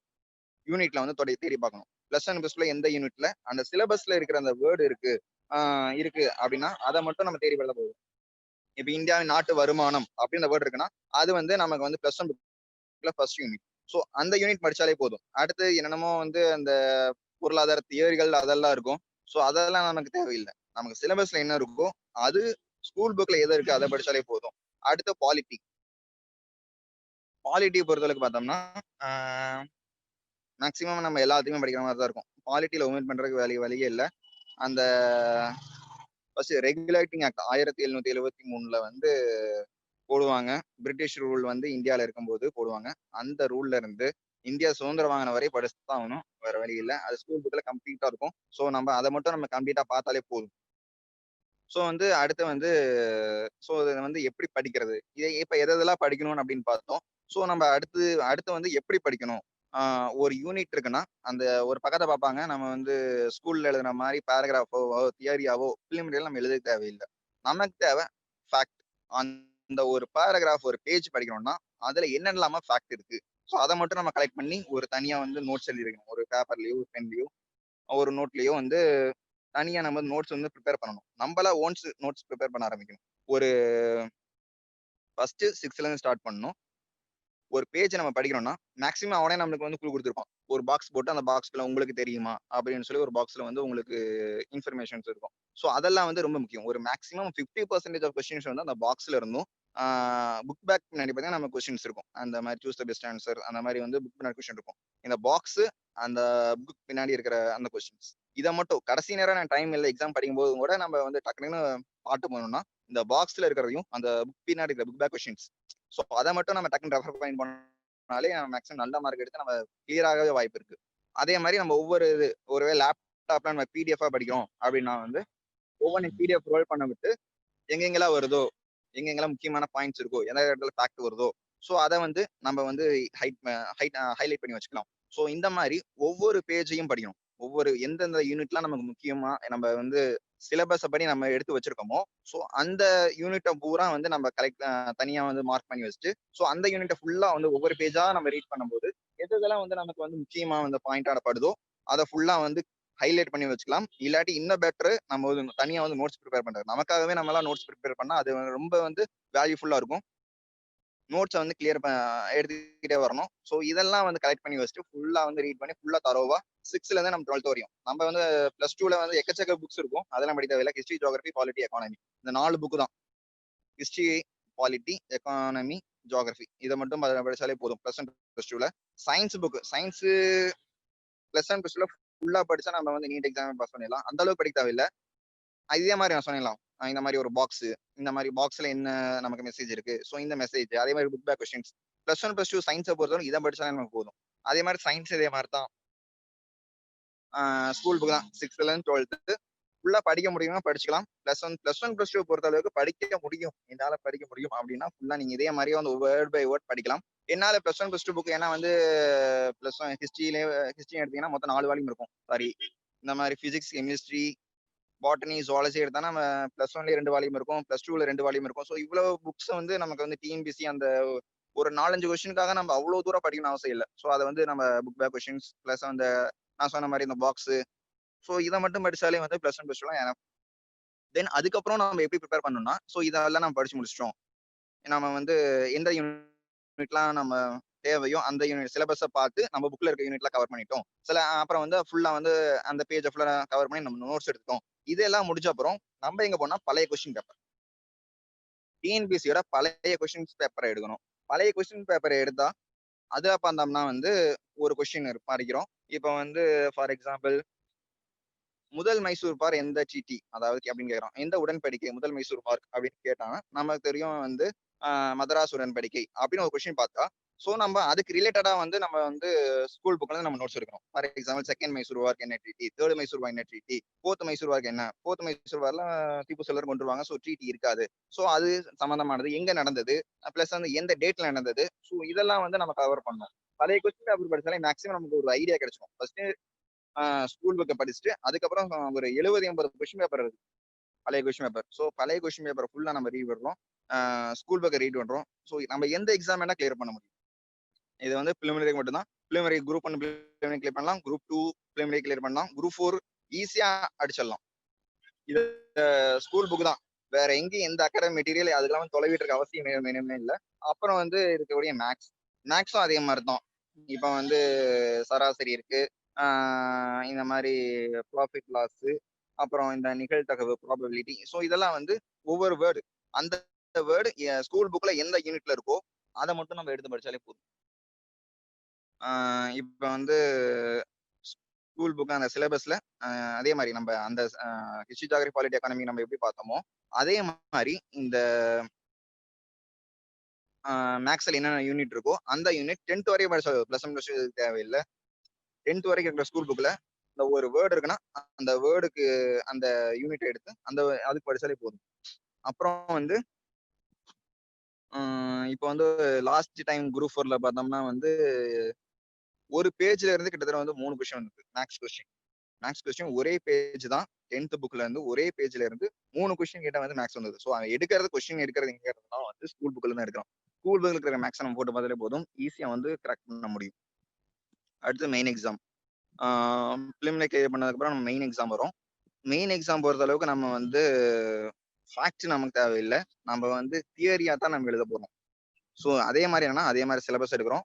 சிலபஸ் எடுத்துட்டு இப்போ ஹிஸ்ட்ரி ஃபர்ஸ்ட் குரூப் 1 பிலிமினரி பார்க்கும்போது குரூப் 1 மெயின்ஸ் பார்க்கும்போது ஃபர்ஸ்ட் 3 பேப்பர் எழுதுவோம். First paper, second paper and third paper எழுதுவோம். ஃபர்ஸ்ட் பேப்பர்ல ஹிஸ்ட்ரி, சோசியல் இஷ்யூஸ், அப்புறம் வந்து மேக்ஸ் இருக்கும். ஹிஸ்ட்ரி நமக்கு வந்து மிடிவல் ஹிஸ்ட்ரி அதுவும் தேவையில்லை, ஆன்சியன் ஹிஸ்ட்ரியும் தேவையில்லை. அதாவது வரலாற்று முந்தைய காலம், இடைக்கால வரலாறு அதுவும் தேவையில்லை. எப்போ நமக்கு பிரிட்டிஷ் உள்ள வர்றாங்களோ ஸோ அதுல இருந்து தான் சிலபஸ் ஆரம்பிக்கும். அதுல இருந்து நம்ம வந்து அந்த சிலபஸ்ல யூரோப்பியன் இன்வேஷன் அப்படின்னு கொடுத்துருப்போம், ஐரோப்பியர்கள் வருகை. அந்த ஐரோப்பியர்கள் வருகைன்னா அதை ஃபுல்லா நம்ம படிச்சுதான் ஆகணும், வேற வழி இல்லை. ஏன்னா நம்ம வந்து தியரியா எழுத போறோம், நம்ம வந்து ஃபேக்சுவலா எழுத போறோம்ல மெயின் எக்ஸாம்ல, நம்ம ஃபுல்லா வந்து தியரியா வந்து எழுத போறோம். ஸோ அதுக்கு தகுந்த மாதிரி நம்ம ப்ரிப்பேர் பண்ணிக்கிறோம். அதே மாதிரி ஒவ்வொரு வேர்டுக்கும் நம்ம வந்து ஒரு வேர்டு இருக்குன்னா அந்த வேர்டுக்கு நம்ம 2-3 பேஜ் வந்து நம்ம தியரி எழுதுறதுக்கு ரெடி பண்ணி வச்சுக்கணும். ஸோ அதுதான் வந்து மெயின் எக்ஸாமோட ஸ்ட்ராட்டஜி. ஈஸியா ஹிஸ்ட்ரிக்கு மட்டும் இல்லை, ஜியோகிராஃபி, பாலிட்டி, எக்கானமி இருக்கிற அந்த பின்னாடி வர்ற செகண்ட் பேப்பர்ல பார்த்தா நமக்கு பாலிட்டி இருக்கும், அடுத்து சயின்ஸ் அண்ட் டெக்னாலஜி இருக்கும், தமிழ் இருக்கும். அடுத்து பார்த்தோம்னா வந்து லாஸ்ட் பேப்பர் தேர்ட் பேப்பர்ல எக்கானமி இருக்கும், தென் வந்து ஜியோகிராஃபி, அப்புறம் என்விரான்மெண்ட் இதெல்லாம் இருக்கும். ஸோ இதுக்கெல்லாம் வந்து நமக்கு சோர்ஸ் நமக்கு வேற எங்கேயும் தரது இல்லை, ஒன்லி கரண்ட் அஃபேர்ஸ் அப்புறம் நம்ம ஸ்கூல் புக், இது ரெண்டில் தான் வந்து நம்மளோட வந்து ஆன்சர் இருக்கு. அந்த ஒவ்வொரு வேர்டுக்கும் அந்த ஸ்கூல் புக்ல ஜிஎஸ்டி இருக்கான ஜிஎஸ்டி பத்தி கம்ப்ளீட்டா plus one plus two economy புக்ல கொடுத்துருக்கோம். இந்த ஜிஎஸ்டி அந்த வேர்டு அங்க நம்ம எங்க பாக்குறோமோ அதை பார்த்து நம்ம இங்க கொண்டு வந்து ஸ்கூல் புக்ல அந்த ஜிஎஸ்டி பத்தி பிளஸ் ஒன் பிளஸ் டூ என்னெல்லாம் கொடுத்துருக்காங்க, என்ன பாயிண்ட் எல்லாம் கொடுத்துருக்காங்க, அதை ஃபுல்லா நம்ம நோட்ஸ் எடுக்கணும். அதே மாதிரி பெரிய தலைவர்கள் பத்தி ஒரு இருக்கும், பெரிய தலைவர்கள் பத்தி ஒரு ஹிஸ்டரியில பார்த்தா இந்தியன் நேஷனல் மூவ்மெண்ட்ல பெரியாரு, அந்த காந்தி, ஜவஹர்லால் நேரு, ஸோ அவங்களோட ஹிஸ்டரி ஃபுல்லா நம்ம கலெக்ட் பண்ணிருக்கோம். அவங்க எங்கெங்கெல்லாம் வந்து நமக்கு வந்து இந்தியன் நேஷனல் மூவ்மெண்ட்ல எங்கெங்கெல்லாம் வந்து இந்திய சுதந்திர போராட்டத்தில் எங்கெங்கெல்லாம் வந்து நமக்கு வந்து ஹெல்ப் பண்ணாங்களோ ஸோ அவங்க டீட்டெயிலாக வந்து மெயின்ஸ் எக்ஸாம் பொறுத்தளவுக்கு நம்ம கலெக்ட் பண்ணிக்கணும். ஏன்னா வந்து நம்ம தியரி எழுத போறோம். அடுத்த பாலிட்டி அதே மாதிரி தான், ஒரு ஆக்ட்னா அந்த ஆக்ட் இப்போ ரெகுலேட்டிங் ஆக்ட் போட்டாங்கன்னா ரெகுலேட்டிங் ஆக்ட் பார்த்தா அதான் வந்து போன வருஷம் குரூப் 1 கொஸ்டின்ல வந்தது. ரெகுலேட்டிங் ஆக்ட் 1773 அதை பத்தி விவரிங் கொடுத்துட்டாங்க. ஸோ அதுனா அது எப்போ போட்டாங்க, யார் போட்டாங்க, இது என்ன சொல்லுது, ஸோ அதை ஃபுல்லா வந்து நமக்கு தெரிஞ்சிருக்கும். ஸோ அப்படிதான் வந்து நம்ம எக்ஸாம்ஸ் எழுத முடியும். அதே மாதிரி எல்லாத்துக்கும் வந்து இதே மெத்தட் தான். ஒரு கொஸ்டின், ஒரு வேர்டு சிலபஸ்ல இருக்கிற என்ன வேர்டு இருக்கோ அதுக்கு நம்ம வந்து ஒரு 2-3 பேஜ் எழுதுறதுக்கு நம்ம ரெடியா இருக்கணும். ஒவ்வொரு பேஜுக்கும் ஒவ்வொரு வேர்டுக்கும் நம்ம 2-3 பேஜ் எழுத ரெடியா இருந்தோம்னா நம்ம மெயின்ஸ் எக்ஸாம் கம்ப்ளீட்டா கவர் பண்ணி முடிக்க முடியும். அதே மாதிரி அடுத்து மீன்ஸ் எக்ஸாம் எடுத்து நம்ம இன்டர்வியூ வந்து 120 மார்க்கு நடக்கும். அதே மாதிரி குரூப் 2க்கும் மெயின்ஸ் இருக்கு. மெயின்ஸ் வந்து இது வரையும் வந்து எக்ஸாம் வச்சு இந்த மெத்தட்ல வச்சது இல்லை. ஸோ வந்து நம்ம கொஸ்டின் பேப்பர்ஸ் நம்ம எப்படி இருக்குன்னு தெரியாது. Letter writing, Thirukkural, essay. Thirukkural பிரச்சனை இல்லை, 6th இருந்து 10th வரைக்கும் +2 இருக்கிற நம்ம திருக்குறளை வந்து படிச்சு அது சில எக்ஸாம் வைக்காதனால நோட்டிபிகேஷன் வர்றதா நமக்கு எப்படின்னு தெரியல. அதை படிச்சு அடுத்து இன்டர்வியூ வந்து நம்ம பெர்சனாலிட்டி டெஸ்ட் அதை வந்து மேக்சிமம் அட்டன் பண்ணிடலாம். அட்டன் பண்ணி எல்லாருக்கும் வெற்றி அடைய வாழ்த்துக்கள் அப்படிங்கிற ஒரு கேட்டிருக்காரு. சிபிஎஸ்இ புக்கா இல்லாட்டி வந்து ஸ்டேட் போர்டா அப்படின்னு கேட்டிருக்காரு. டிஎன்பிஎஸ்சி பொறுத்த அளவுக்கு நமக்கு வந்து சிபிஎஸ்சி கொஸ்டின்ஸ் கண்டிப்பா வராது, ஒரு கேள்வி கூட வராது. நமக்கு வந்து ஸ்கூல் புக், சமச்சீர் புக் தான். 6th இருந்து 12th வரைக்கும் இருக்கிற சமச்சீர் புக் படிச்சாலே போதும். நான் சொன்ன மாதிரி சிலபஸ்ல இருக்கிற வேர்டு என்ன யூனிட் இருக்கோ அந்த யூனிட் மட்டும் படிச்சாலே போதும். நம்ம ஃபுல்லா கம்ப்ளீட்டா வந்து உட்காந்து டைம் வேஸ்ட் பண்ண அவசியம் இல்லை. எந்த யூனிட் வந்து சிலபஸ்ல இருக்கோ அந்த யூனிட் மட்டும் நம்ம படிச்சாலே போதும். சிபிஎஸ்சி புக் படிக்க வேணாம், ஒன்லி வந்து நமக்கு வந்து ஸ்கூல் புக் தான். வேற யாருக்கும் டவுட்ஸ் இருக்குங்களா? அப்புறம் டிஎன்பிஎஸ்சிக்கு எத்தனை அட்டம்ஸ் இருக்குன்னு கேட்டிருக்காங்க. அட்டம்ப்ட்லாம் வந்து டிஎன்பிஎஸ்சில கணக்கு இல்லை, ஒன்லி ஏஜ் தான். இப்போ எஸ்சி, எஸ்டி, எம்பிசி, பிசிஎம் அவங்கெல்லாம் வந்து பார்த்தோம்னா வந்து 37 வரையும் எழுதலாம். 37 குரூப் ஒன்று பார்த்தா 37 வரைக்கும் எழுதலாம். மினிமம் வந்து 21 இருந்து நம்ம எழுத ஆரம்பிக்கலாம். எஸ்சி, எஸ்டி, பிசிஎம் நம்மளாம் பார்த்தா வந்து 37 வரை எழுதலாம். மற்றவங்களுக்கு பிசிக்கெல்லாம் பார்த்தா 32 வரைக்கும் எழுதலாம். அட்டம்ப்ட் வந்து எத்தனை அட்டம்ப்ட் வேணா எழுதிக்கலாம். பிஎஸ்சி நியூட்ரிஷன் படிச்சிருக்காங்களாமா, ஸோ அவங்க எக்ஸாம்ஸ் வந்து எழுதலாமா அப்படின்னு கேட்குறாங்க. பிஎஸ்சி அப்படின்னா அது டிகிரி தான். டிஎன்பிஎஸ்சி வந்து எக்ஸாம் குரூப் 2க்கும் குரூப் 1க்கும் அவன் வந்து கேட்கற வந்து ஒரே ஒரு விஷயம், ஒரு டிகிரி. எனி டிகிரி முடிச்சிருந்தா போதும். நம்ம வந்து எந்த எக்ஸாம் குரூப் 2 எழுதலாம், குரூப் 1 எழுதலாம், எந்த எக்ஸாம் வேணா எழுதலாம். எந்த டிகிரி படிச்சும் அவசியம் இல்லை, டிகிரி படிச்சிருந்தாலே போதும் எக்ஸாம்ஸ் எழுதலாம். அப்புறம் இந்த மாதிரி சேட்டர் சொல்றாங்க, இந்த மாதிரி நியூ புக் படிக்கலாமா இல்லை வந்து பழைய புக் படிக்கலாமா அப்படின்னு கேட்டிருக்காங்க. ஃபர்ஸ்ட் இப்பதான் நம்ம ஸ்டார்ட் பண்ண போறேன், இதுக்கு முன்னாடி நான் வந்து பழைய புக் படிச்சது இல்லை, இப்பதான் டிஎன்பிஎஸ்சி நான் புதுசா வந்திருக்கேன் அப்படின்னா வந்து நீங்க தாராளமா நியூ புக்ல ஸ்டார்ட் பண்ணலாம். இப்போ வந்து லாஸ்டா வந்து நடந்த 2-3 எக்ஸாம்ஸ் பார்த்தோம்னா வந்து ஜிஎஸ் பார்ட்டை பொறுத்த அளவுக்கு பழைய புக் கொஸ்டின்ஸ் வர்றது இல்லை, புது புக்ல இருந்தா நமக்கு வந்து கொஸ்டின்ஸ் வருது. இப்ப புதுசா வந்த இப்ப லாஸ்ட்ல நடந்த குரூப் 4 இதெல்லாம் பார்த்தா அதுக்கு முன்னாடி நடந்த குரூப் 4லயே கிட்டத்தட்ட வந்து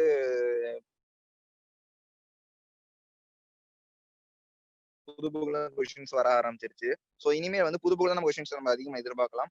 நான் வந்து பல நம்ம வந்து ஒரு நம்ம ரெஃபர் பண்ணிட்டு நம்ம ஏன்னா மேக்ஸிமம் அதுல 1-2 நமக்கு வந்து பழைய புக்கா புது புக்கா நிறைய இன்னும் வந்து டிஸ்கஷன் போயிட்டே இருக்கேன். ஆனா வந்து பழைய புக்லயே அதே கட்சி தான், புது புக்லயே அதே கட்சி தான் இருக்க போகுது.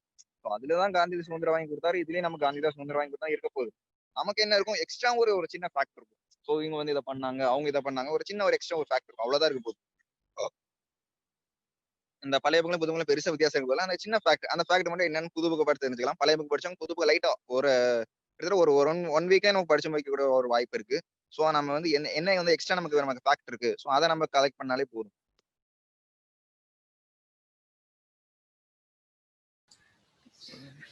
வேற யாருக்கும் டவுட் இருக்கா? செஷன் முடிய போகுது, டவுட் இருந்தா கேட்டுக்குங்க. இருக்குங்களா?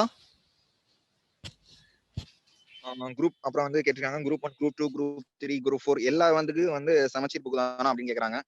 டிஎன்பிஎஸ்சி பொறுத்தவரை நமக்கு சமச்சீர் புக் தான். அதை தவிர நம்மளுக்கு கொஸ்டின் வந்து வேற எதுவும் வரதில்லை. ஏன்னா டிஎன்பிஎஸ்சி சொல்லியிருக்காங்க நம்ம வந்து சிலபஸா பார்த்தா நம்ம கொஸ்டின் எடுக்கிறோம், புக்ஸை பார்த்து கொஸ்டின் எடுக்கல அப்படின்னு அவங்க சொன்னாலும் இதுவரையும் நம்ம கொஸ்டின் நமக்கு இதுவரை வந்ததை வரை பொறுத்து நம்ம பார்க்கும்போது பார்த்தா ஸ்கூல் புக்ல இருந்தா நமக்கு கொஸ்டின்ஸ் வந்திருக்கு. குரூப் 1 இருக்கட்டும், குரூப் 4 இருக்கட்டும், ரெண்டுக்குமே வந்து வந்ததான கொஸ்டின் பார்த்தா வந்து ஸ்கூல் புக்ல தான் வந்திருக்கு, தமிழ்நாடு அரசு புத்தகங்கள்ல வந்திருக்கு. ஸோ நமக்கு மெட்டீரியல் வந்து வேற பக்கம் நம்ம தேடி அடைய தேவையில்லை, ஸ்கூல் புக் தான். டிஎன்பிஎஸ்சி பாஸ் பண்ணணும்னா ஸ்கூல் புக் தான். அப்புறம் குரூப் 2 மெயின்ல இந்த திருக்குறள் பார்ட் எப்படி எழுதுறேன்னு கேட்டிருக்காங்க. திருக்குறள் பார்ட் இதுவரையும் வந்து நாங்க கொஸ்டின் பேப்பர் பார்த்ததில்ல. ஏன்னா இதான் வந்து புதுசா விட்டுருக்காங்க. ஸோ நமக்கு எப்படி கேட்க போறாங்கன்னு தெரியல. நமக்கு இதுவரையும் கிடைத்த தகவல் படி அந்த டிஎன்பிஎஸ்சி எக்ஸாமுக்கு நமக்கு வந்து ஸ்கூல் புக்ல தான் கொஸ்டின்ஸ் வரும் அப்படின்னு நமக்கு ஒரு இருக்கு. ஸோ அதை பொறுத்தளவுக்கு பார்த்தா நம்ம வந்து 6th இருந்து 12th வரைக்கும் திருக்குறள் நிறைய இருக்கும்.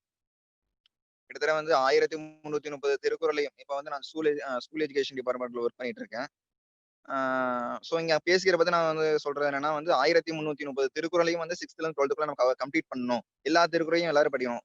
அந்த காமத்துபால் அந்த 25 அதிகாரம் நினைக்கிறேன். அதை தவிர மிச்சம் எல்லாத்தையும் வந்து நமக்கு வந்து உள்ளுக்குள்ள கொண்டு வரணும் அப்படின்னு சொல்லிட்டு இருக்காங்க. பட் வந்து அது எப்படின்னு தெரியல. ஸோ அப்படி எல்லாமே கவர் பண்ணி வந்துட்டா நமக்கு எல்லாமே வந்து ஸ்கூல் புக்லேயே கவர் ஆயிரும் அந்த திருக்குறள் பார்ட். ஸோ அந்த திருக்குறள் வந்து எல்லாம் வந்துச்சுன்னா நம்ம இப்போதைக்கு நம்ம ஸ்கூல் புக்ல என்ன திருக்குறள் இருக்கோ ஸோ அதை பூரா நம்ம இப்போதைக்கு படிச்சு நம்ம வச்சுக்கலாம். ஸோ அதை வந்து திருக்குறள் வந்து அதை வச்சு நம்ம வந்து ஸ்டோரி எழுதுற மாதிரி தான் கொஸ்டின்ஸ் வர வாய்ப்பு இருக்கு. நம்ம என்னன்னா அந்த திருக்குறள் ஸ்கூல் புக்ல என்ன திருக்குறள் இருக்கோ ஸோ அதுக்கு தகுந்த மாதிரி நம்ம அதெல்லாம் படிச்சு வச்சுக்கிட்டா நம்ம பின்னாடி வந்து யூஸ் ஆகும். ஸோ இதுவரை கொஸ்டின் பேப்பர் இதுவரை வந்ததில்லை. இனிமேல் தான் நம்மளே கொஸ்டின் பேப்பர் அதை பார்க்க போறோம். அடுத்து ஃபைனல் இன்டர்வியூ வந்து தமிழ்ல இருக்குமா இங்கிலீஷ்ல இருக்குமான்னு கேட்டாங்க. நம்ம இன்டர்வியூ வந்து யூபிஎஸ்சி இன்டர்வியூ நம்ம தமிழ் அட்டன் பண்ணலாம். சரிங்களா? அப்ப TNPSC interview no problem. English வந்து நமக்கு ரொம்ப அவ்வளவு ஃப்ளூயண்டா பேசணும் அவசியம் இல்லை. நம்ம எக்ஸாம் வந்து எடுக்க போறவங்க வந்து மேக்ஸிமம் தமிழ் தெரிஞ்சவங்கள இன்டர்வியூ எடுக்க போறவங்க மேக்ஸிமம் தமிழ் தெரிஞ்சவங்களா தான் இருப்பாங்க. ஸோ நம்ம வந்து இங்கிலீஷ் நம்ம ஃப்ளூயண்டா வரணும் அப்படின்னு நினைச்சு நம்ம கவலைப்பட தேவையில்லை. நான் இதுவரை இன்டர்வியூ போனதில்லை. லாஸ்ட் டைம் குரூப் 2 குரூப் 1 ரெண்டுமே மெயின் எழுதினேன். மெயின் ரெண்டுமே வரல. ஸோ வந்து இன்டர்வியூ போனவங்க வந்து நான் வந்து என் ஃப்ரெண்ட்ஸ் நான் கேட்கும்போது அவங்க வந்து மேக்ஸிமம் பார்த்தா தமிழ்ல தான் பேசியிருக்காங்க. தமிழ்ல தான் வந்து இன்டர்வியூ இருக்கும். அது வந்து பயக்க தேவையில்லை. ஒருவேளை இங்கிலீஷ்ல நீங்க பெரிய ஆளா இருந்தா இங்கிலீஷ்லயும் பேசலாம். அப்புறம் ஓனா ப்ரிப்பேர் பண்ணா நல்லா இருக்குமா இல்ல கிளாஸ் போனா நல்லா இருக்குமான்னு கேட்கறாங்க. ஓன் ப்ரிப்பரேஷன் இப்போ வந்து நம்ம ஸ்கூல்ல படிச்சிருப்போம். ஸ்கூல்ல ஒரு டீச்சர் நம்மள வாட்ச் பண்ணிட்டே இருப்பாங்க. ஸோ நம்ம படிக்கிறோமா இல்லையா, ஒரு எக்ஸாம் வைப்பாங்க, ஒரு வீக்லி டெஸ்ட் வைப்பாங்க, ஒரு மந்த்லி டெஸ்ட் வைப்பாங்க. ஸோ அதுக்காக நம்ம உட்காந்து படிப்போம். அப்படி நம்ம படிக்கும்போது நம்ம வந்து சரி நம்ம எப்படியா படிச்சுதான் ஆகணும் ஏன்னா எக்ஸாம் இருக்கு அப்படிங்கிற ஒரு தாட்ல படிப்போம். இப்ப நம்மள ஓனா ப்ரிப்பேர் பண்ணும்போது ஏதோ இப்ப குரூப் 4 பார்த்தா அடுத்த செப்டம்பர்ல நோட்டிபிகேஷன் விட்டு அடுத்த டிசம்பர் இன்னும் 1 இயர் இருக்கு. 1 இயர் இருக்கு அப்படின்னு சொல்லி நம்ம படிக்கிறது கண்டிப்பா வந்து வாய்ப்பே இல்லை. ஸோ நம்ம ஒரு சின்ன கிளாஸ் போகும்போது அப்போ வந்து அங்க எல்லாரும் படிப்பாங்க. ஒரு 4 பேர் 5 பேர் படிக்கிறத பார்த்துட்டு வேலையை வாங்கிடுவானோ அப்படின்னு சொல்லிட்டு நம்ம வந்து படிக்க ஸ்டார்ட் பண்ணுவோம். ஸோ அதனால நமக்கு ஒரு படிக்கக்கூடிய வாய்ப்பு இருக்கு. தனியா ப்ரிப்பேர் பண்ண முடியும். நான் வந்து எனக்கு ஒரு உள்ள வந்து ஒரு ஸ்பார்க் இருக்கு, நானும் ப்ரிப்பேர் பண்ணிக்குவேன் அப்படின்னா யூ கேன் பண்ணலாம், தாராளமா பண்ணிக்கலாம். என்னால வந்து தனியா இருந்தா படிக்க முடியல, எனக்கு வந்து படிக்கிறத தோண வர மாட்டேங்குது, மொபைல் நோண்டிட்டு இருக்கேன் போது பக்கத்துல ஒரு சின்ன அகாடமி இப்போ வந்து எங்க ஊர்ல பார்த்து ஆய்க்குடி டிஎன்பிஎஸ்சி கோச்சிங் சென்டர், அது இங்க ஒரு ஆய்க்குடி தான்.